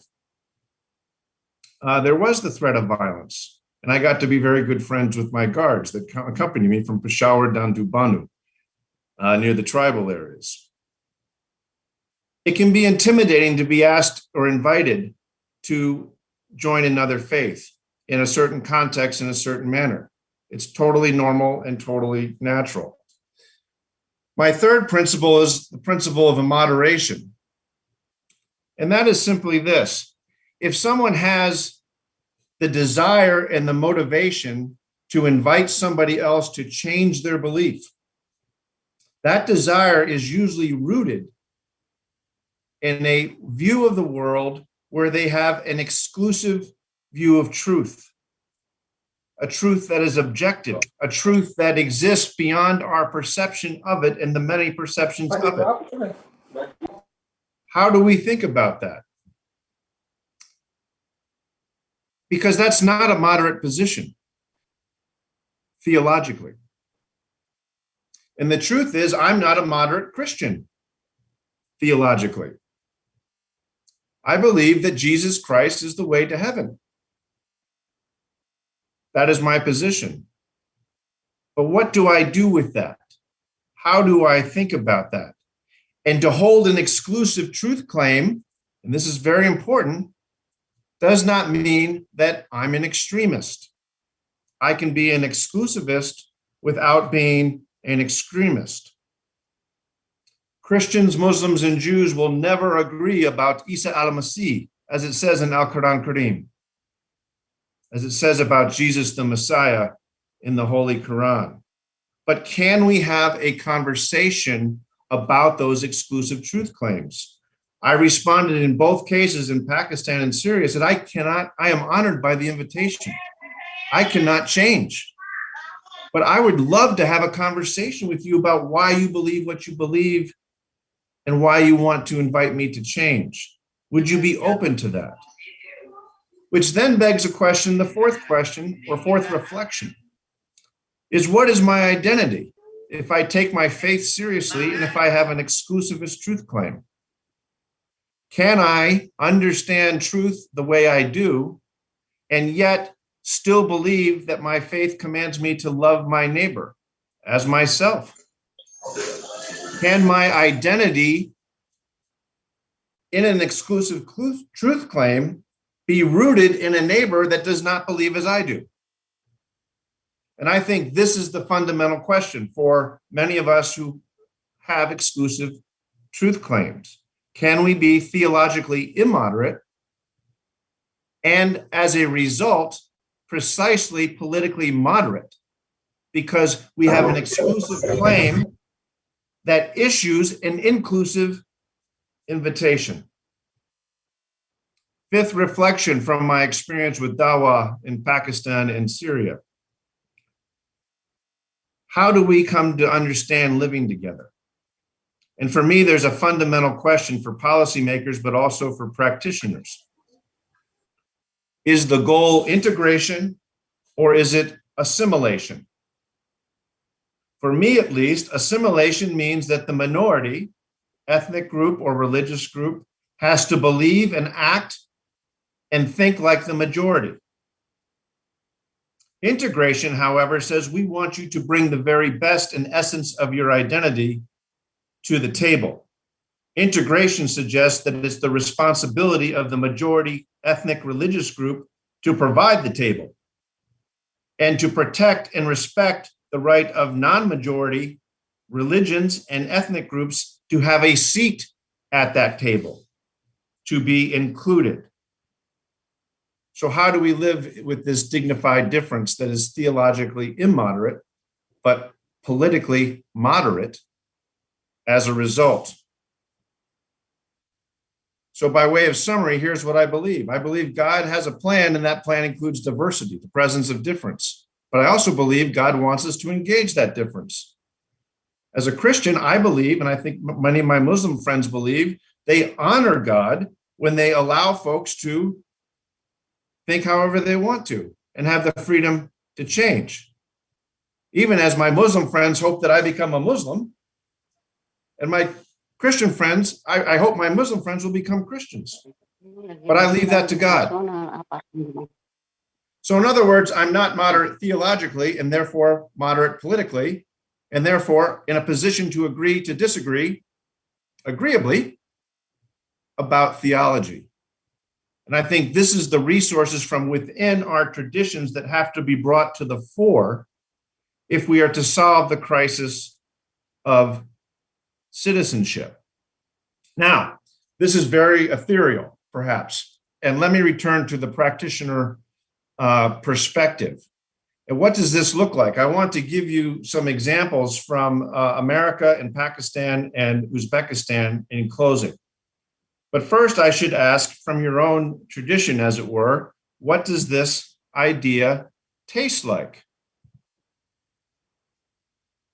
I think we are talking about the way of gado gado. That is what we're talking about here. Do we think that each ingredient should surrender its identity, the essence of its identity, in order to produce a bland tasting meal? No, of course not. Each ingredient is immoderate in its identity, unique identity, while being moderate in the inclusion to produce something greater. Gado Gado teaches us that there is unity in diversity. So what does the Gado Gado way look like in other contexts outside of Indonesia, at least in my experience? Here's an example from Washington, D.C. I had the privilege of co-founding something called the International Religious Freedom Roundtable many years ago. And it has inspired government ministerials, and just 2 weeks ago, another summit in Washington organized by civil society. The beautiful part about this example is that the people up there speaking on that particular panel, they are all American citizens speaking in their capital. The bottom up is having a conversation in the top down of government. And among those people are men and women, Catholic and Protestant, as you might expect in a Christian majority country, but also Sunni and Shia. There's also Baha'i. There's also secular atheist. And there's even a Scientologist in that picture. We don't agree on anything theologically, except that we have a right to gather as citizens. Nobody sacrifices their theology, and that's the rules to be at the table. But you have to be politically inclusive or moderate to participate. So the key to building such a context where faith can be lived out and the commands of the faith applied are twofold. One, there has to be trust. People of different faiths have to keep their word. Absolutely critical, or it doesn't work. Lies will sink every ship every time. The other thing is there has to be transparency, and this is particularly within a tradition. Believers of one faith must say the same thing privately to their fellow believers as they say publicly to non-believers. If this is violated, then there's no hope for a solidarity, of a unity that results from diversity, of an inclusion that results from an exclusive truth claim. Two other places where I've seen this practice. In Pakistan, we did a conference on lessons we could learn from each other, Islam, Muslims, and Christians. And the night before, the chief minister of the province in Peshawar invited everybody to the table. There was Catholic and Protestant, Sunni and Shia, even Ismaili. But he also invited the Hindu and the Sikh. And the next day, the Hindu and the Sikh came up to me and apologized as a conference convener and said, "We're very sorry for taking twice our podium time." I said, as a typical Westerner and ignorant, I said, "Don't worry about it. It's just a conference." And their response was, "No, it's not. This is the first time that we have been able to have a seat at the table and express the values of our belief system as fellow Pakistani citizens, such that the values of our beliefs contribute to the well-being of all Pakistanis."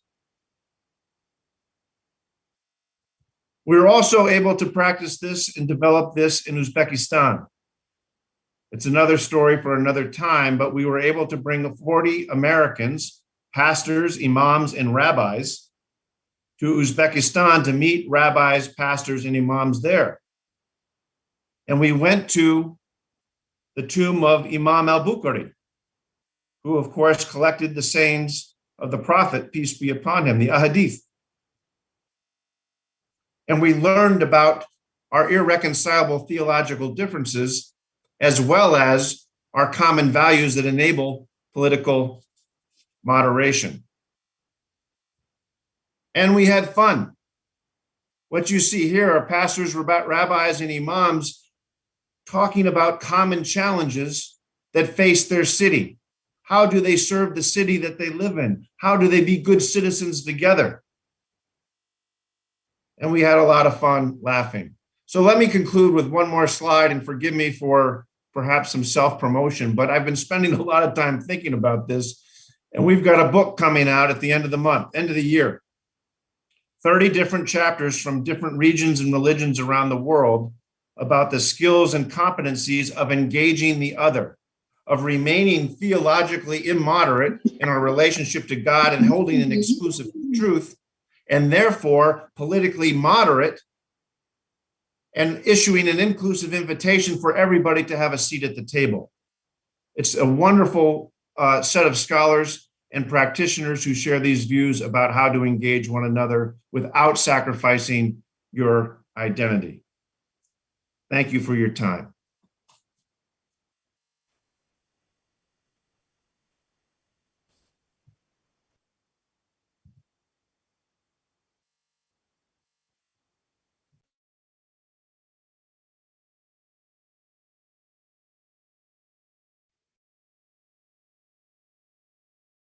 Yes, I am.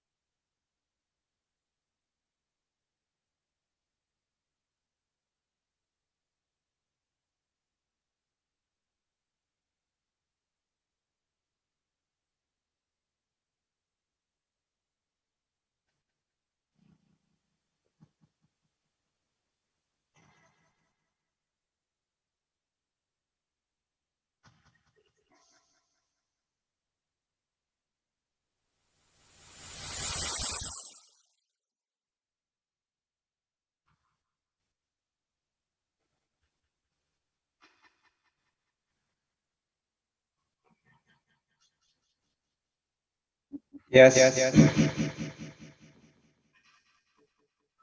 Yeah, okay. Thank you very much. Thank you for the invitation.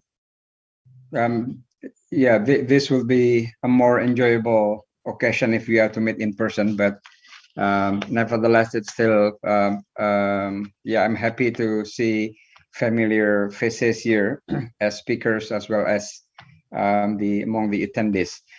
So my presentation today focuses on the central topic of this conference, which is moderate Islam, relating it to the current context in current political context in Indonesia. So this notion is not something new at all, but it has developed through Indonesian history, especially what I would like to say is the context after the 1998 democratizations. Well, I need to put it upfront. I'm critical of the notion, but I take this notion seriously, understanding it as a form of religious governance. And so I will start with the context and then look at what this notion does today, but also its pitfalls. Well, Bob mentioned in his presentation that Indonesia has example lessons on the issues of equal citizenships in the context of accommodations of religion.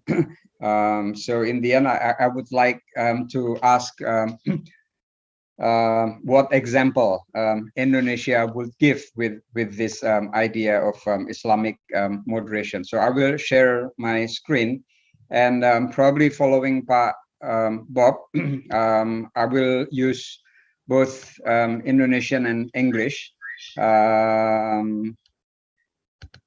Yeah, okay. So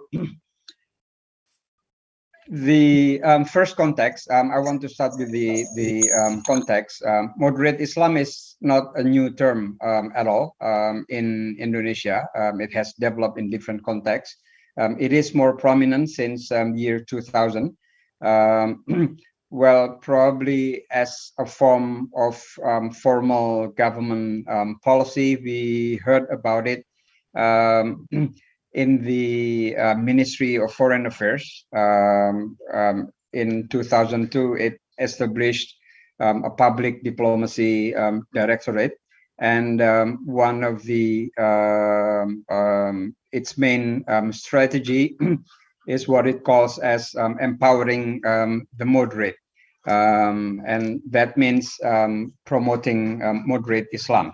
So and during the time of the former president Susilo Bambang Yudhoyono, this notion of moderate Islam or empowering the moderate has been mentioned a lot.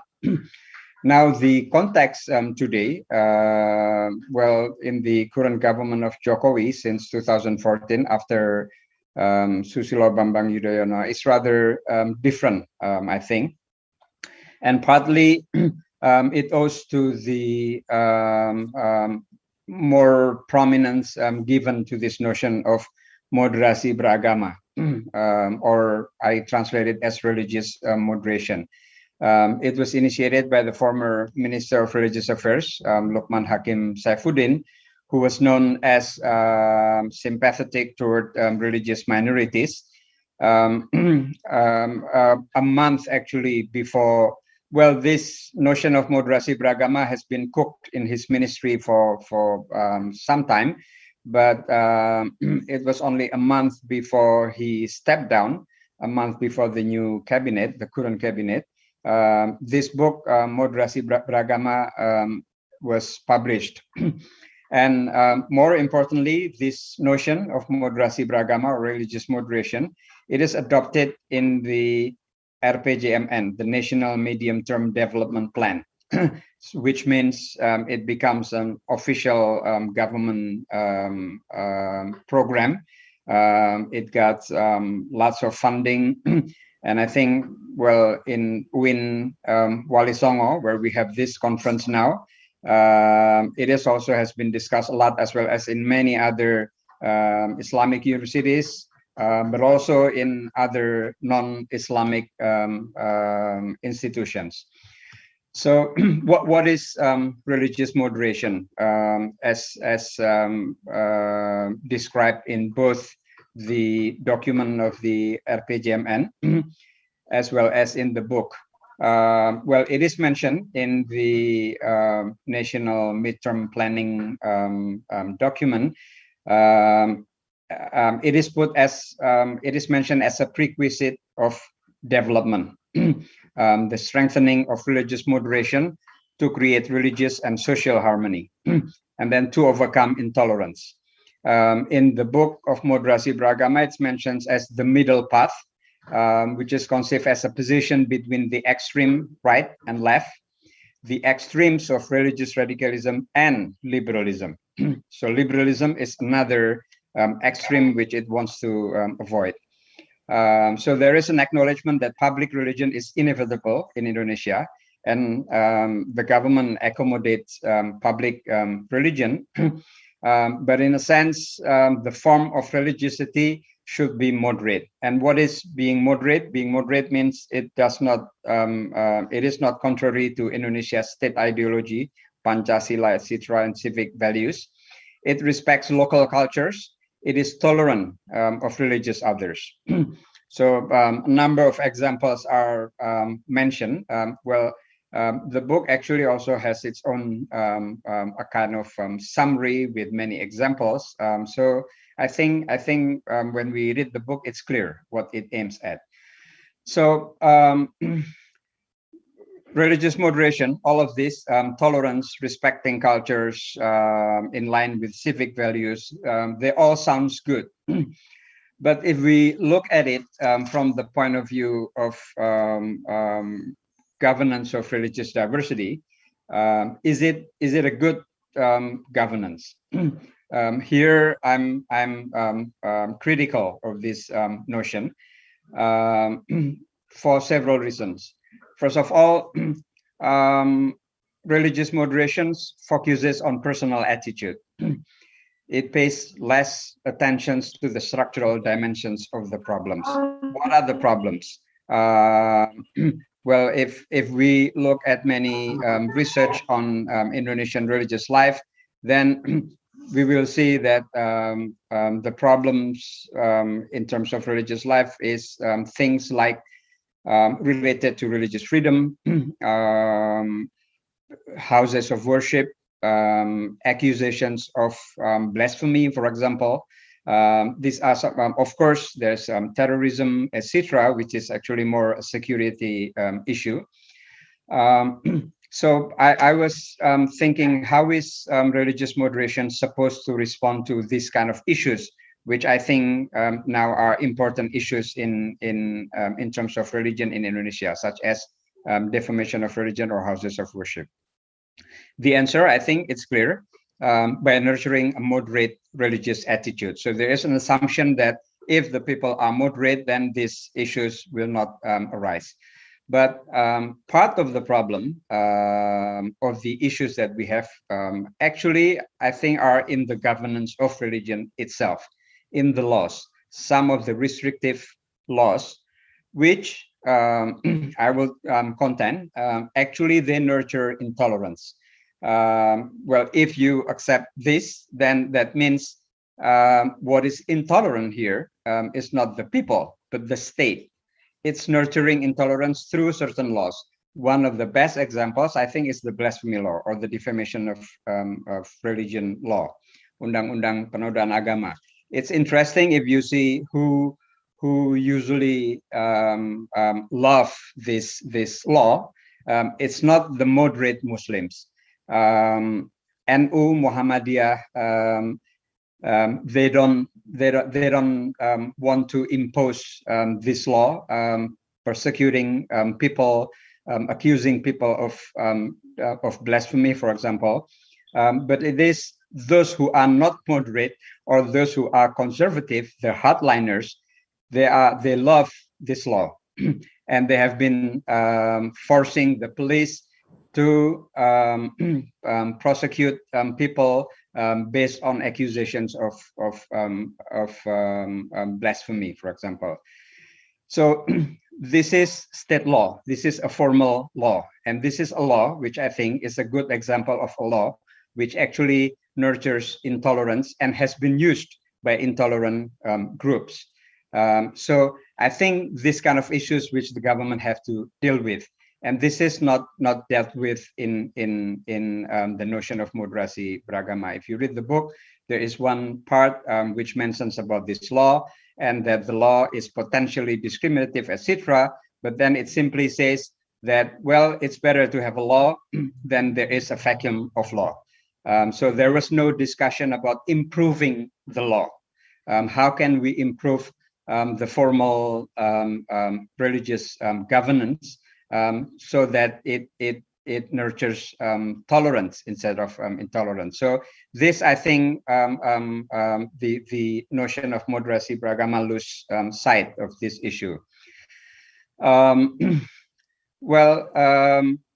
The issue of religious freedom, I mean, religious freedom is a notion which is probably, well, I think it's more strongly grounded in Indonesian constitution because we have it in the constitutions. We don't have moderasi beragama in the constitution, but religious freedom is mentioned in the constitution, but it's not mentioned even in the RPJMN. So there's less attentions to religious freedom, I think, and more on this notion of moderasi beragama, which I'm afraid it will distract us from the main issue. Another problem is, and this is a problem within the global politics of moderation, especially the global politics of moderate Islam. Who defines moderate? In Indonesian case, it says that the moderate is between the left and right extremes. Who defines the left extreme, the right extreme? Liberalism, for example, is mentioned as an excess in religion. So liberal Islam, I think that's also not acceptable. And if you look at the book, again and again, this contrast between left and right extremes, liberalism and radicalism, it's always mentioned again and again. So in the global politics of moderation, usually when people speak about moderate Islam, it tends to be liberal. But in Indonesia, it's not. It shouldn't be liberal. But who are the liberal and who are the radical? That is something which, well, sometimes I would say it's rather arbitrary. The main issue is I think, although it's not always mentioned, the focus is on countering radicalism, and everywhere this attempt to counter radicalism, it has its own pitfalls. The securitizations of religious governance, and then also the potential, the great potentials of falling into undemocratic actions, using this policy as a political tool to win, to gain victory in the competitions with rival Islamist political groups. And we know real well that especially the current government, Jokowi government, it has oppositions, very strong oppositions, a few years ago from this rival Islamist political groups. And then it also acted repressively, banning organizations, which organizations like HTI and later FPI, Hizbut Tahrir Indonesia, Front Pembela Indonesia, many people like this move. It's regarded as a move toward a more tolerant Indonesia. But the worry is that this is done in undemocratic means. It is done by imposing more restrictions, more repressions. So how to avoid the pitfalls? This is, I think, my last slides. Well, I would say in being critical to the notions of religious moderations, it doesn't mean that I don't like moderate people. I love them. And I believe the problem of intolerance is real, the violations of religious freedom is real, radicalism is real, terrorism is real. I don't deny them. But my question is whether this notion of religious moderation is the answer to the problem, or even part of the answer, or does it distract from the main problems by not putting upfront more important notions such as freedom of religion? What can be done as part of religious governance? It should be still put within the central notions of the constitutions, freedom of religion as part of human rights. And then also, it should not distract from the state's responsibility to reform itself, especially in terms of the restrictive laws, which I mentioned, which basically nurture intolerance. And then not to forget that all that the government does, it should be within the democratic framework, because otherwise it will return us back to the pre-reformasi kerukunan or harmony, which was harmonious, but it was founded, this notion of harmony was founded on authoritarianism, not on democracy. We are in a democratic phase in Indonesia, and I think that is the main constraints of for any policy. So the notion of, I mentioned earlier that it has been part of the global politics of moderate Islam. Of course, the Indonesian version in the context of majority Muslim society, it's different. But how should we develop this, or where should we position this? So to go back to Bob's questions, I mean, he asked about the lessons that Indonesia can offer to the world. I think it's not simply to have a kind of moderate Islam, but also a very important context here is relates to the issue of democracy, to the issue of freedom of religion, which I think, unfortunately, it is not a central part of the notion of the religious moderation. Okay, I stop here. Thank you very much.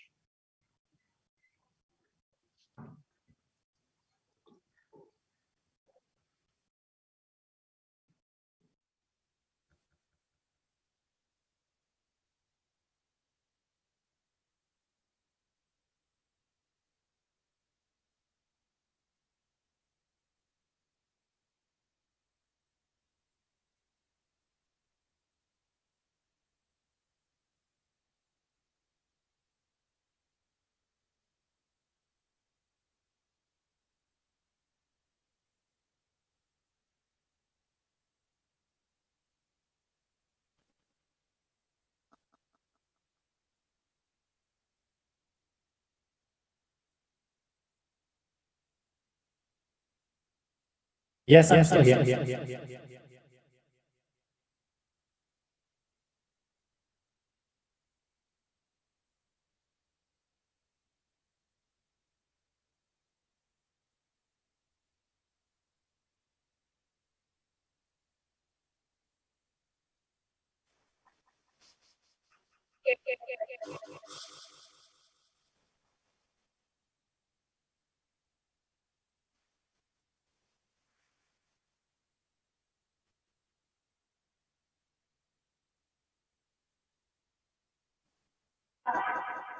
Yes. Do you want me to respond right away?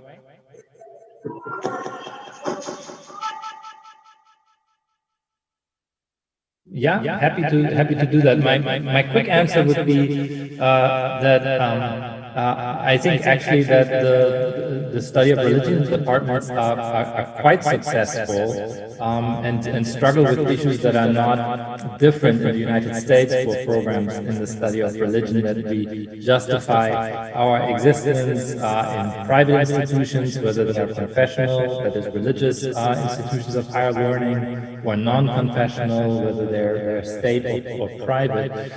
So the challenges are quite similar.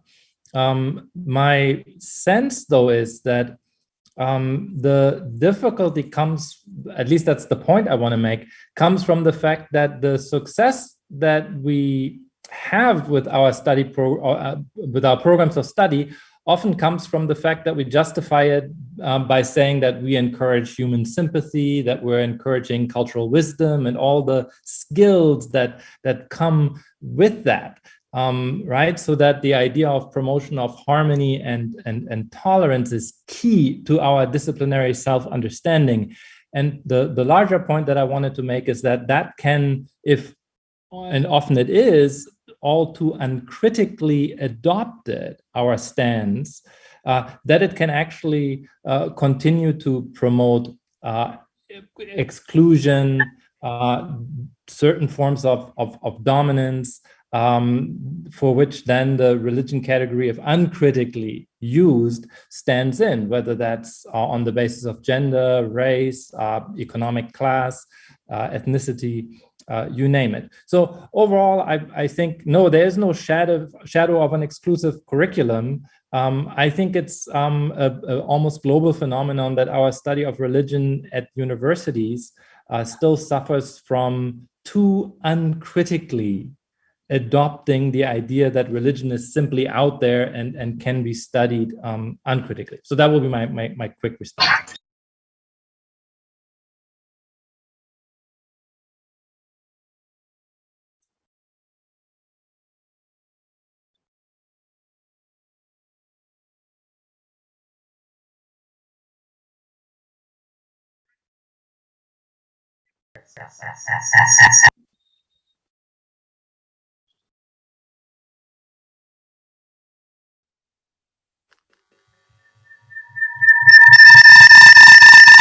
Yeah, I'll make that very quick in the response as well. I would respond similarly, that we do really well, and Indonesia, the Studi Agama programs do really well in doing all of these, promoting all of these skills that come with a form of empathetic imagination, service orientation, and openness, even a critical form of tolerance of otherness. But again, I don't think that always goes far enough. That we still, by not critically investigating what happens when something is being called religion, and when people act by calling something religion, assign the religion status to something, if we don't investigate these processes carefully enough, then I think we can do disservice to our stated goals of harmony and tolerance, because we can still promote unequal structures of power. Quick example with Native American traditions here in the United States, that Native Americans themselves, but also that outsiders to Native American traditions say that Native Americans have religion is a very recent phenomenon, historically speaking. And it is one that has helped Native Americans to defend some of their traditions. But because we use the term often uncritically, especially in our textbooks, when we speak of Native American traditions, we're in a sense making Native cultural traditions still, even though we call it now religion, we're making it, we're measuring it against a template of religion that makes Native Americans still puts them at a disadvantage in protecting their cultural traditions. We see it particularly in claims over sovereignty of land, for instance. The concept of religion, the dominant one, doesn't allow for any claims to, at least not easily, to land. We see this in US Supreme Court cases quite vividly. So Native Americans can also be disadvantaged, right, when their traditions are presented in the form of religion. And when we do that or adopt that uncritically, then we hide these consequences that can lead to further or can continue injustices. And so that's where I think our study of religion still has a way to go, both in Indonesia and in the US as well.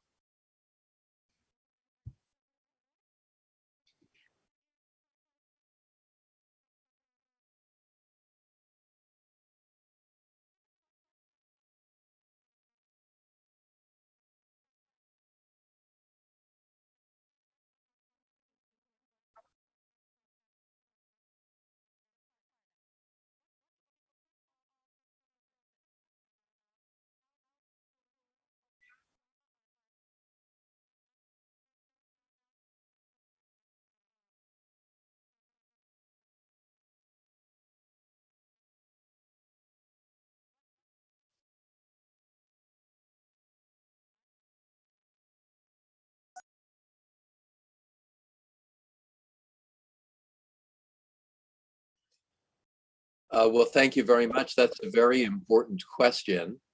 But it's actually two questions. The first question has to do with what various da'i and mubalek are, whether they're actually, their overall effect in Indonesia is to sustain and create and deepen tolerance. And the second question is, well, what should be the relationship between the state and the various LSM and ormas, organisasi massa that, like NU and Nahdlatul Ulama, what should be the state's relationship to these organizations and others that are involved in dakwah? So those are two very different questions, and they're questions. Saya mungkin jawab dari segi seseorang sosiolog, ya.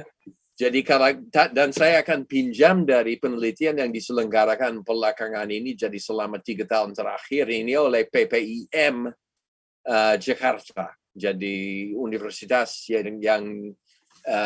Universitas Bapak yang tani itu tadi.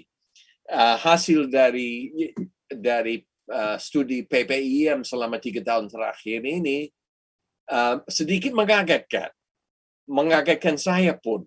Bahkan saya sempat hadir 2 tahun yang lalu pada satu konferensi di PPIM tentang hasil dari riset mereka yang menunjukkan bahwa walaupun menurut saya kurikulum UIN dan IAIN tentang moderasi agama, tentang pendidikan agama, pendidikan kewarganegaraan itu menurut saya jelas ada kekurangan, tapi kalau dibandingkan dengan kurikulum seperti itu di negara saya, lebih baik kurikulum di Indonesia. Bagus sekali. Nah, tapi hasil dari riset yang diselenggarakan PPIM, Pusat Penelitian Islam dan Masyarakat di Sunan Kalijogo, Hidayatullah di Ciputat itu, menunjukkan bahwa sebetulnya bahkan sebagian yang cukup besar dari guru agama, yang diantaranya cukup banyak diantaranya ada lulusan dari UIN dan IAIN, sebetulnya tidak sama sekali menjalankan secara praktis dan real nilai-nilai itu. Jadi bukan kontradiksi, tapi jadi ada semacam ketegangan antara kurikulum yang menurut saya, dan saya telah meneliti dan membaca dan betul-betul menganggap bahwa wah, program kurikulum ini yang diciptakan di situ, di UIN dan IAIN, itu lebih bagus daripada yang saya sempat amati di Amerika Serikat. Ini yang perlu di Amerika menurut saya. Nah, tapi di lain pihak sekali lagi hasil itu tidak cukup untuk memberikan sebuah sumbangan yang betul-betul signifikatif, betul-betul besar. Yang berarti apa? Yang berarti bahwa ada interaksi antara alumni program itu dan masyarakat sosial, dunia luar. Yang bukan kekurangan kurikulum itu, tapi sekali lagi kita yang mengamati dan yang belajar hubungan antara perguruan tinggi dan masyarakat, kita tahu bahwa sebetulnya seringkali kurikulum itu dampaknya jauh lebih kecil daripada dampak dari kegiatan sosial yang dijalankan setelah lulus. Dan itu yang kita lihat, menurut saya dari pendidikan agama. Jadi itu saja. Nah, kalau yang kedua saya lebih singkat, ya sangat singkat, tentang peranan pemerintah. Menurut saya, walaupun menurut saya Depak menjalankan program yang baik, walaupun saya setuju dengan sangat setuju bahkan dengan teman dan mitra saya Pak Zainal Abidin Bakir, kami selama lama kerjasama, saudara pun tidak hanya mitra. Nah, saya sangat setuju dengan perspektif Pak Zainal, tapi saya juga menegaskan bahwa secara global, menurut saya kalau saya membandingkan Depak sekarang dengan 15 atau 20 tahun yang lalu, ada kemajuan yang luar biasa. 20 tahun yang lalu sudah baik. Tapi tantangan dari masyarakat dari Indonesia, masyarakat Indonesia pun masih sedemikian besar. Jadi ya pasti masih ada kelemahan, mungkin tidak sebesar yang saya amati di Amerika Serikat belakangan ini, tapi tentu saja di sebuah negara demokrat selalu ada kekurangan. Jadi itu saja. Menurut saya, program yang dijalankan, yang diharapkan masih dalam bentuk aspirasi, sangat bagus. Tentu saja bisa diperbaiki. Tentu saja di antaranya perbaikan yang diharapkan adalah sebuah refleksi kembali terhadap definisi dan aplikasi gagasan agama itu tadi, yang seperti ditegaskan Pak Zainal. Cukup gitu, maaf.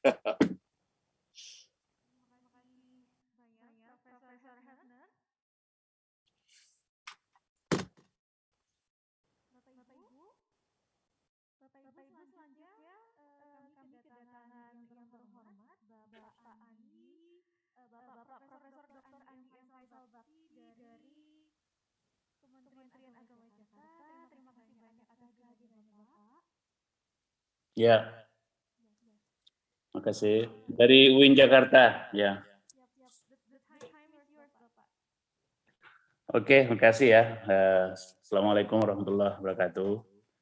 Terima kasih Bu Moderator, terima kasih Pak Ilyas Supenah, Dekan Fakultas Dakwah Komunikasi UIN Walisongo, dan terima kasih apresiasi yang luar biasa kepada Bapak Florian Pohel, Bapak Chris Seipel, dan tentu Pak Bob Hefner, kawan saya ya, hampir 20 tahun lalu kita sama-sama di berbagai forum, pertama di Hawaii terakhir mungkin ya, kemudian ketika Pak Bob ke Jakarta ya tentu kita ketemu, dan tentu karib Pak Zainal Abidin Bakir ya, serta kepada seluruh penyimak acara diskusi Moderate Islam Promoting Tolerance and Harmony in the Digital Era.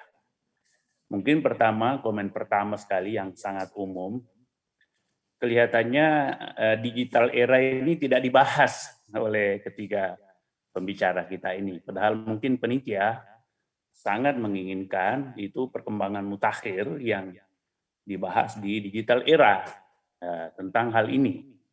Karena kalau yang tertulis itu seperti yang disampaikan tadi, barangkali sudah sebagian mafhum ya, tapi yang ingin sekali kita ketahui ini 2 tahun terakhir tentang hal ini, karena kelihatannya sangat seru di Indonesia ya, karena memang yang namanya harmoni dan digital ini, sosial media ini sangat seru ya, itu sangat mudah kita akses sekarang ini, sehingga melahirkan permasalahan-permasalahan dan sekaligus juga mungkin harapan-harapan. Okay, this is the general perspective, general observation of myself about this conference and the speakers. The second one is to individual speaker, maybe briefly. I would probably talk by combining Indonesian model of questioning in the seminar and Western, particularly American model. Indonesian usually tend to give comment, and then we don't know actually the answer. But the speaker should be able to understand the meaning of the comments. But American system, like the one our moderator already read, this one is basically American system that we just go directly to the question, and the answer also will be very brief. Okay, to Dr. Florian Paul, thank you very much for your observation about this pendidikan agama menjadi studi agama-agama. I think this is really very important for us to understand why actually this change happened. Yeah, my observation, yeah, is that since Islam actually is very much responsive to any universal values, any idealistic values that raised among intellectuals would be found out actually in the Quran and in the Hadith. So it is very possible that we can always react to the good ideas coming from anywhere. Yeah. So including the issue of this pendidikan agama to studi agama-agama, because if you pendidikan atau perbandingan agama, sometimes is only emphasizing that Islam is the best one, while if you emphasize the studi agama-agama, you will see the values of this religious adherence, religious teachings. Okay, second one to our friend Bob Hefner. Yeah, I think also because of the universalism of Islam or universality of Islam. Yeah, why? So people would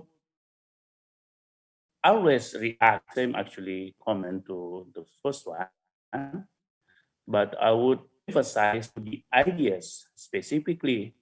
Today, for example, moderate Islam, tolerance Islam, harmony in Islam, yeah, all these actually are basically Islamic values, including, of course, democracy, peace, and human rights, etc., etc.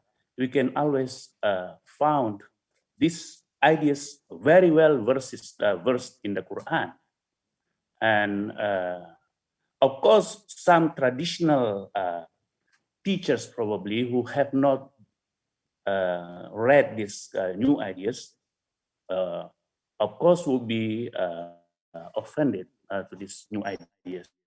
But eventually, if you emphasize that the Quran actually says the hadith, many hadiths of the Prophet Muhammad actually mention this, eventually.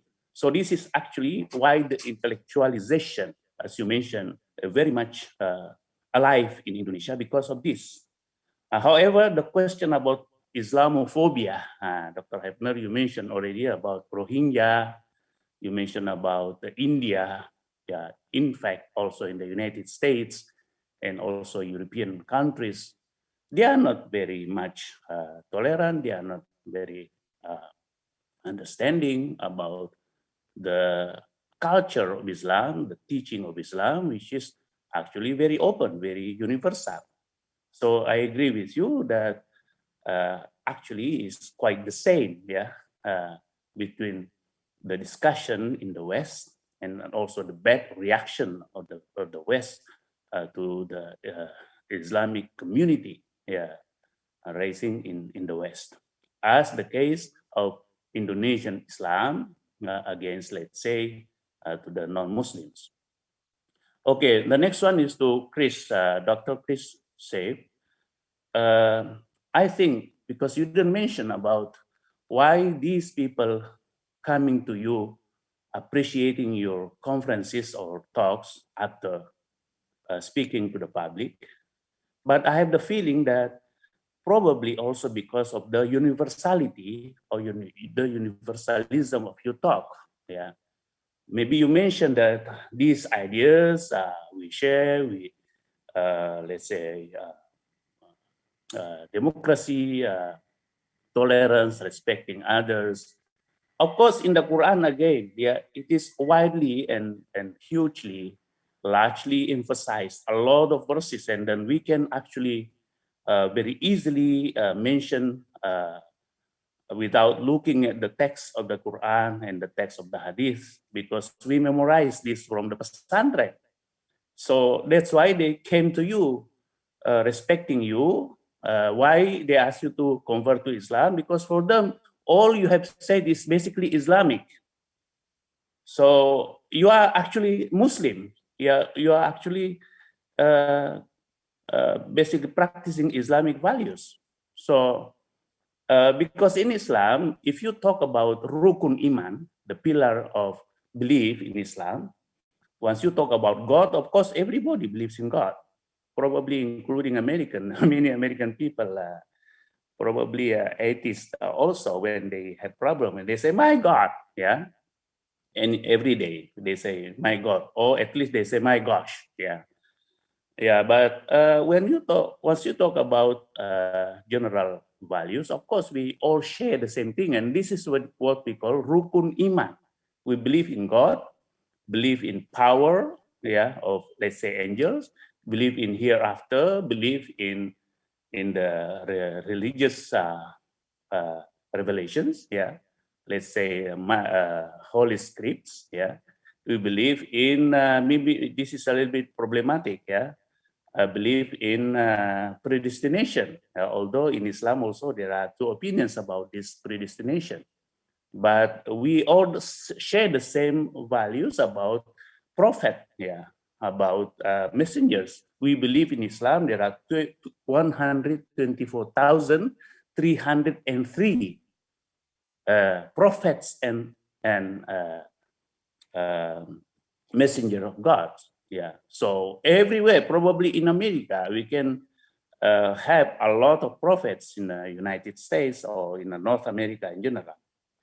Okay, so the principle of gado-gado, as you mentioned, I think it's really true, it's really correct in the sense that we all have our own taste, and then in Islam, of course, very much emphasize about this. I think we can quote a lot of hadith, a lot of Quranic verses about this. Okay, the last one. I think your moderator is very much, I know you are a little bit worried about time, yeah. But the last one to our colleague, Professor Zainal Abidin Bakir, probably you are brother of my colleague, Pak Bakir. I think it's really right what you mentioned, that intolerance is not in the people, but actually in the society, in the state. I think I fully agree with this, because in the public level, yeah, we are respecting to each other, but sometimes by the rule and then about blasphemy coming actually from the top. But there is something very interesting yesterday about the days of Baha'ism, where the Ministry of Religious Affairs, yeah, congratulates, yeah, the anniversary of this Baha'ism in Indonesia, which is not yet acknowledged. Yeah, even many people actually do not know what is this Baha'ism, but because of this, probably people are trying now to understand what is this, because it's widely discussed in social media for the last 2 days. Thank you, Ibu Moderator, for your patience. And this is the end of my talk. Sorry if there's something wrong with me, my talk. Assalamualaikum warahmatullahi wabarakatuh.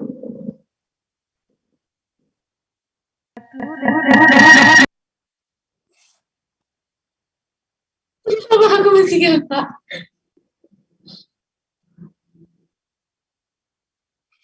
Win Jakarta, Win Jakarta. Ya. Yeah.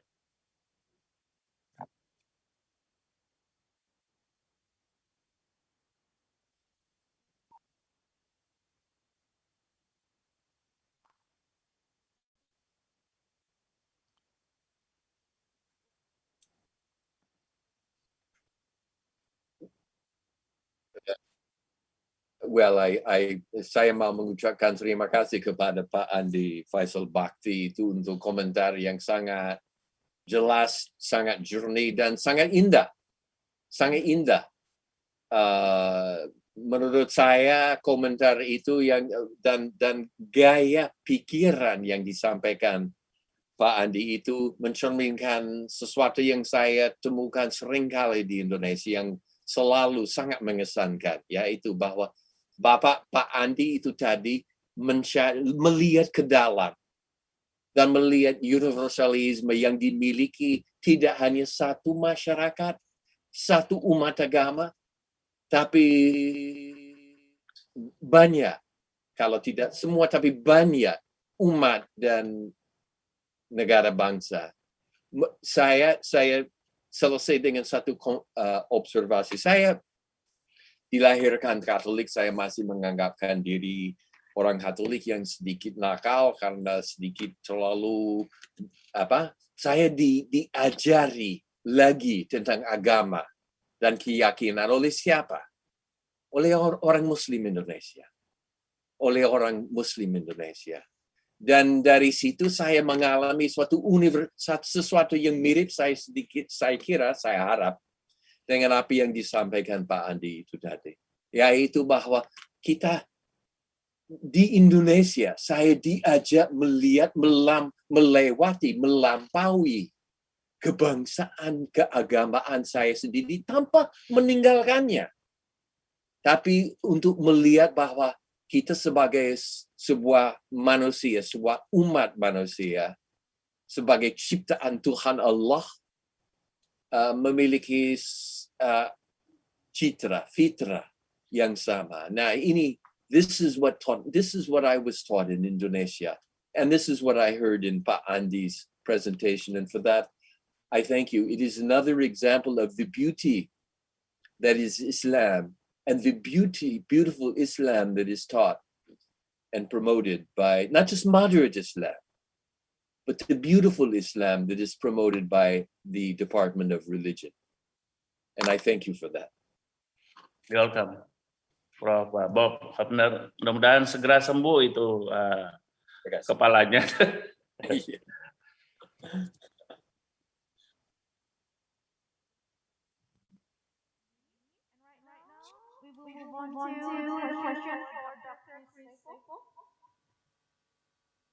So Dr. Seifo, this is a question from Walisongo Semarang from Ibu Aini. What do you think about the phenomenon of religion in the current digital era regarding diversity, which causes divisions, even a decrease in tolerance and deformation of a network of radicalism, which was originally incorporated in the internet and then influenced by radical ideas? So the time is yours to Dr. Seifo. Well, thank you for the question, and thank you to Pak Andi for his comments about the universalism of the faiths. I want to respond to the question and the commentary of Dr. Andi Faisal Bakti by making a comment on the first two questions. Because I think Florian is onto something very important here. And I would say it goes a little bit deeper. As I understood what he was saying is the concepts that we teach are actually advancing marginalization, which I would agree with. I am not an expert on comparative religion, but I taught in that department at the University of Washington. And to put it a little too bluntly, comparative religion is a Cold War degree program that is dying quickly because it is not innovated and it is not developed. So the concepts are there, but nobody's coming anymore. So what's the innovation in the curriculum that brings people so that they want to be relevant? A colleague of mine there at the University of Washington, Jim Wellman, taught a class called A Life Worth Living. And he had 110 people sign up for the class, which is unheard of for a comparative religion. So here's my point. And this is why young people go to the digital age. People out there are yearning for meaning. They're yearning to understand the faith of their parents. They don't feel like they have permission to be orthodox, lowercase o, a traditional understanding of a tradition, and they're being bombarded by all these ideas. So where do they go to process that? Where do they have that conversation? And then the social media becomes a substitute for relationship and for critical thinking. This is the problem. The other piece about this, without the innovation in the curriculum that can be relevant to the students and draw them in to seek relationships that are rooted in their own faith tradition, is this second idea that comes from Bob's first answer. And let me say it differently. The problem with religion and politics is that when you mix them, you always get politics. And then you lose the capacity of religious leaders to be priests and prophets in their society. In the Christian tradition, the prophet was not so much about foretelling the future, but exhorting people to live the commands of the faith, to be truthful, to be transparent, to be honest, to be good citizens, to be in a right and righteous relationship with God and with neighbor. We lose that when we don't have a curriculum that attracts students to be in relationship with one another in the subject matter, because we're teaching in a Cold War way about Cold War boxes, Cold War issues, 25, 30 years after the end of the war. We need to be able to talk about what is relevant now to young people and what's affecting them and how they're being bombarded and having their values assaulted. And we can't give simple, superficial answers. And this is why it's so important to say, yes, there's universalism, but there's also difference. And to understand the differences that are irreconcilable between the traditions and root our response to the neighbor in them. Because at the end of the day, only good theology defeats bad theology. And when you mix it with politicians or with academics who don't want to innovate, you get bad answers where students are forced to go to social media for worse answers. And so we have a responsibility as teachers to encourage the open mind and the freedom of conscience to explore and yearn and discuss and write about what meaning is as they grow up in a global world. It's not just about Indonesia, America, or anywhere else. It's all of us now. So we have a responsibility as teachers to bring those folks along. Otherwise, we lose them and they won't come back. And that's my greatest concern.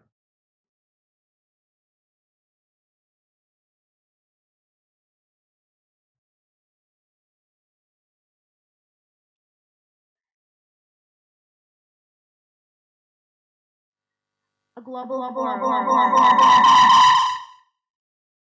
in which the discussion inside that forum is responsible, so there will be no hoax or blasphemy of any kind.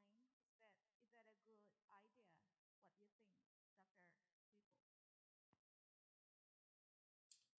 Dr. Of course, that's what I think. But it has to be modeled by our politicians. Every country is struggling with the same thing, this mixture of religion and politics that yields a religious nationalism that and the religious nationalism is about the majority defined against the minority. So how do you have a responsible conversation about a theology of citizenship that you can go and love your neighbor and as neighbors serve your city together? And that's what's so interesting about some of these emerging patterns of pastors and imams and rabbis working together, because it's simply true that religious leaders have more credibility than politicians. Now, there are good politicians out there, of course, but this is a global phenomenon of religion being manipulated to validate the power of politicians and be against the minorities, which is to be against your own faith tradition. So we have to find new ways to do this. And I think this kind of forum is exactly what we need. And we need positive case studies. So this is why Bob's point about Indonesia is so important. Of course, there's challenges in Indonesia. Of course, there's issues. But it is a positive story of evolution, of transition toward democracy and greater responsibility among religious and political leaders. And that's why we need to talk about the best stories out there in Indonesia, in Uzbekistan, in Ghana, that give us hope. Because there's a lot of bad stories where we could be pessimists if we chose to be. Thank you, Dr. Servo. And maybe Dr. Florian and Professor and Dr. Bakir as well. Would you like to address to this question as well before we move on to the last question? For Dr. Bakir and Dr. Florian and maybe Professor Hefner, do you want to add comments about this issue? maybe Pak Zainal has a little bit more to say. Thank you, Pak Andi, for the beautiful comment, and I think you spoke for yourself, and maybe Pak Zainal has something to add. Yeah, well, I'm aware that for our American friends, it's already past midnight. So I'll just make a quick comment.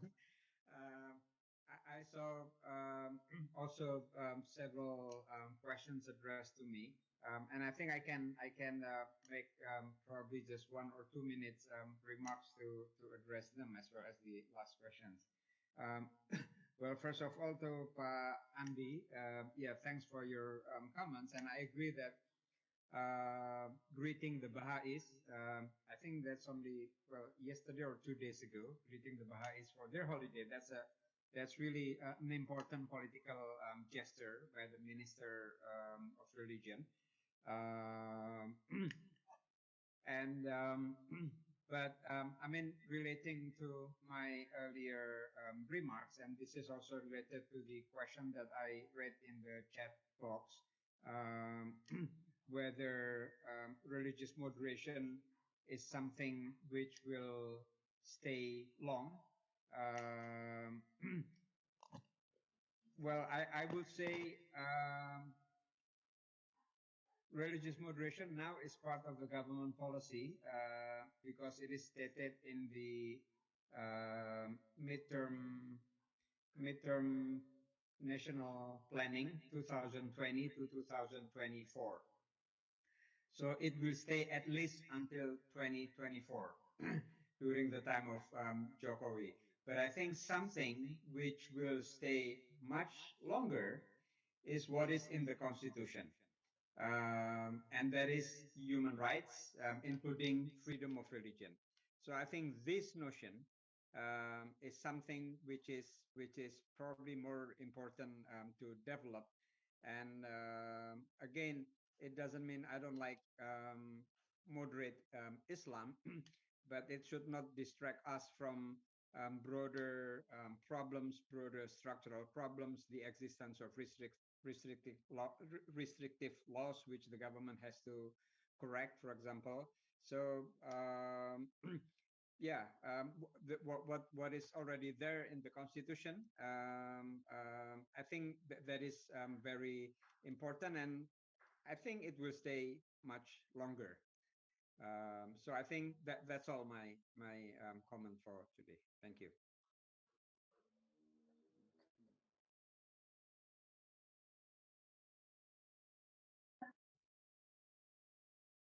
For all of your time. Apparently, the time in here has already been up. So, thank you very much for all of the time and the fruitful discussion. And please allow me to close this discussion with the traditional Indonesian rhyme. We call it pantun. Masa pandemi jangan ke kota, apalagi jauh menuju Dumai. Mari kembangkan moderasi beragama, semoga Indonesia semakin damai. And another one, cegah corona, tambah vitamin, tingkatkan imun jiwa dan raga. Islam agama rahmatan lil alamin, jadi berkah bagi kita semua. Thank you very much to all of you, the audience and the speaker. And I would like to give some announcement to all of the participants in a panel discussion. We will be divided into 4 breakout rooms. So after this, you can be going into each room. So thank you. That's all from me. And wassalamualaikum warahmatullahi wabarakatuh. Waalaikumsalam. Before we close everything, to all of you which are already been here, we would like to do a photo session. So please turn on your video.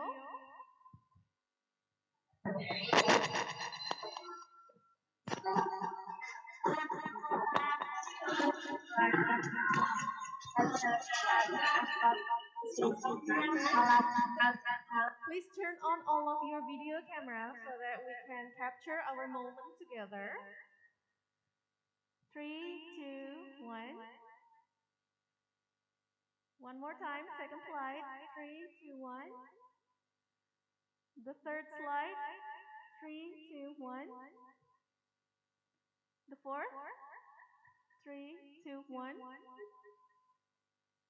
The fifth. 3, 2, 1. Is it all? All of them? All of the slides? Okay. Yeah. Thank you very much for all of the participants. We will see each other in this kind of great periods. And Assalamualaikum warahmatullahi wabarakatuh. Thank you to all of the speakers. It's midnight over there, right?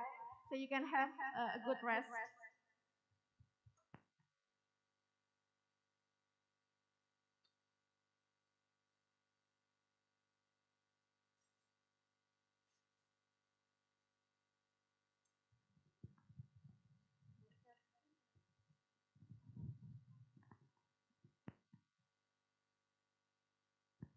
Para hadirin. Para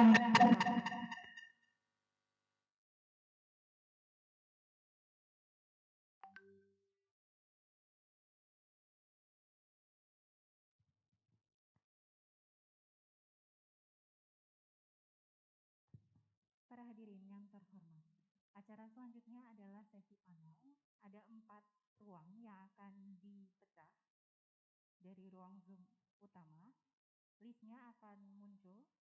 Ada 4 ruang dan untuk para partisipan silakan untuk masuk ke ruang-ruang yang dipilih karena ada pembicaraan diskusi yang berbeda di tiap ruangnya. Untuk para presenters akan di-assign di tiap room sesuai dengan room yang sudah dijadwalkan sebelumnya.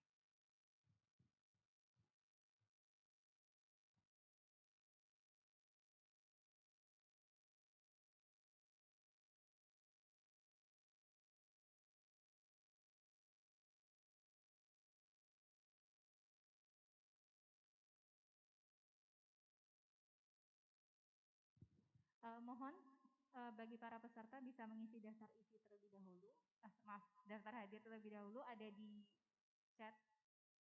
Bisa dicek.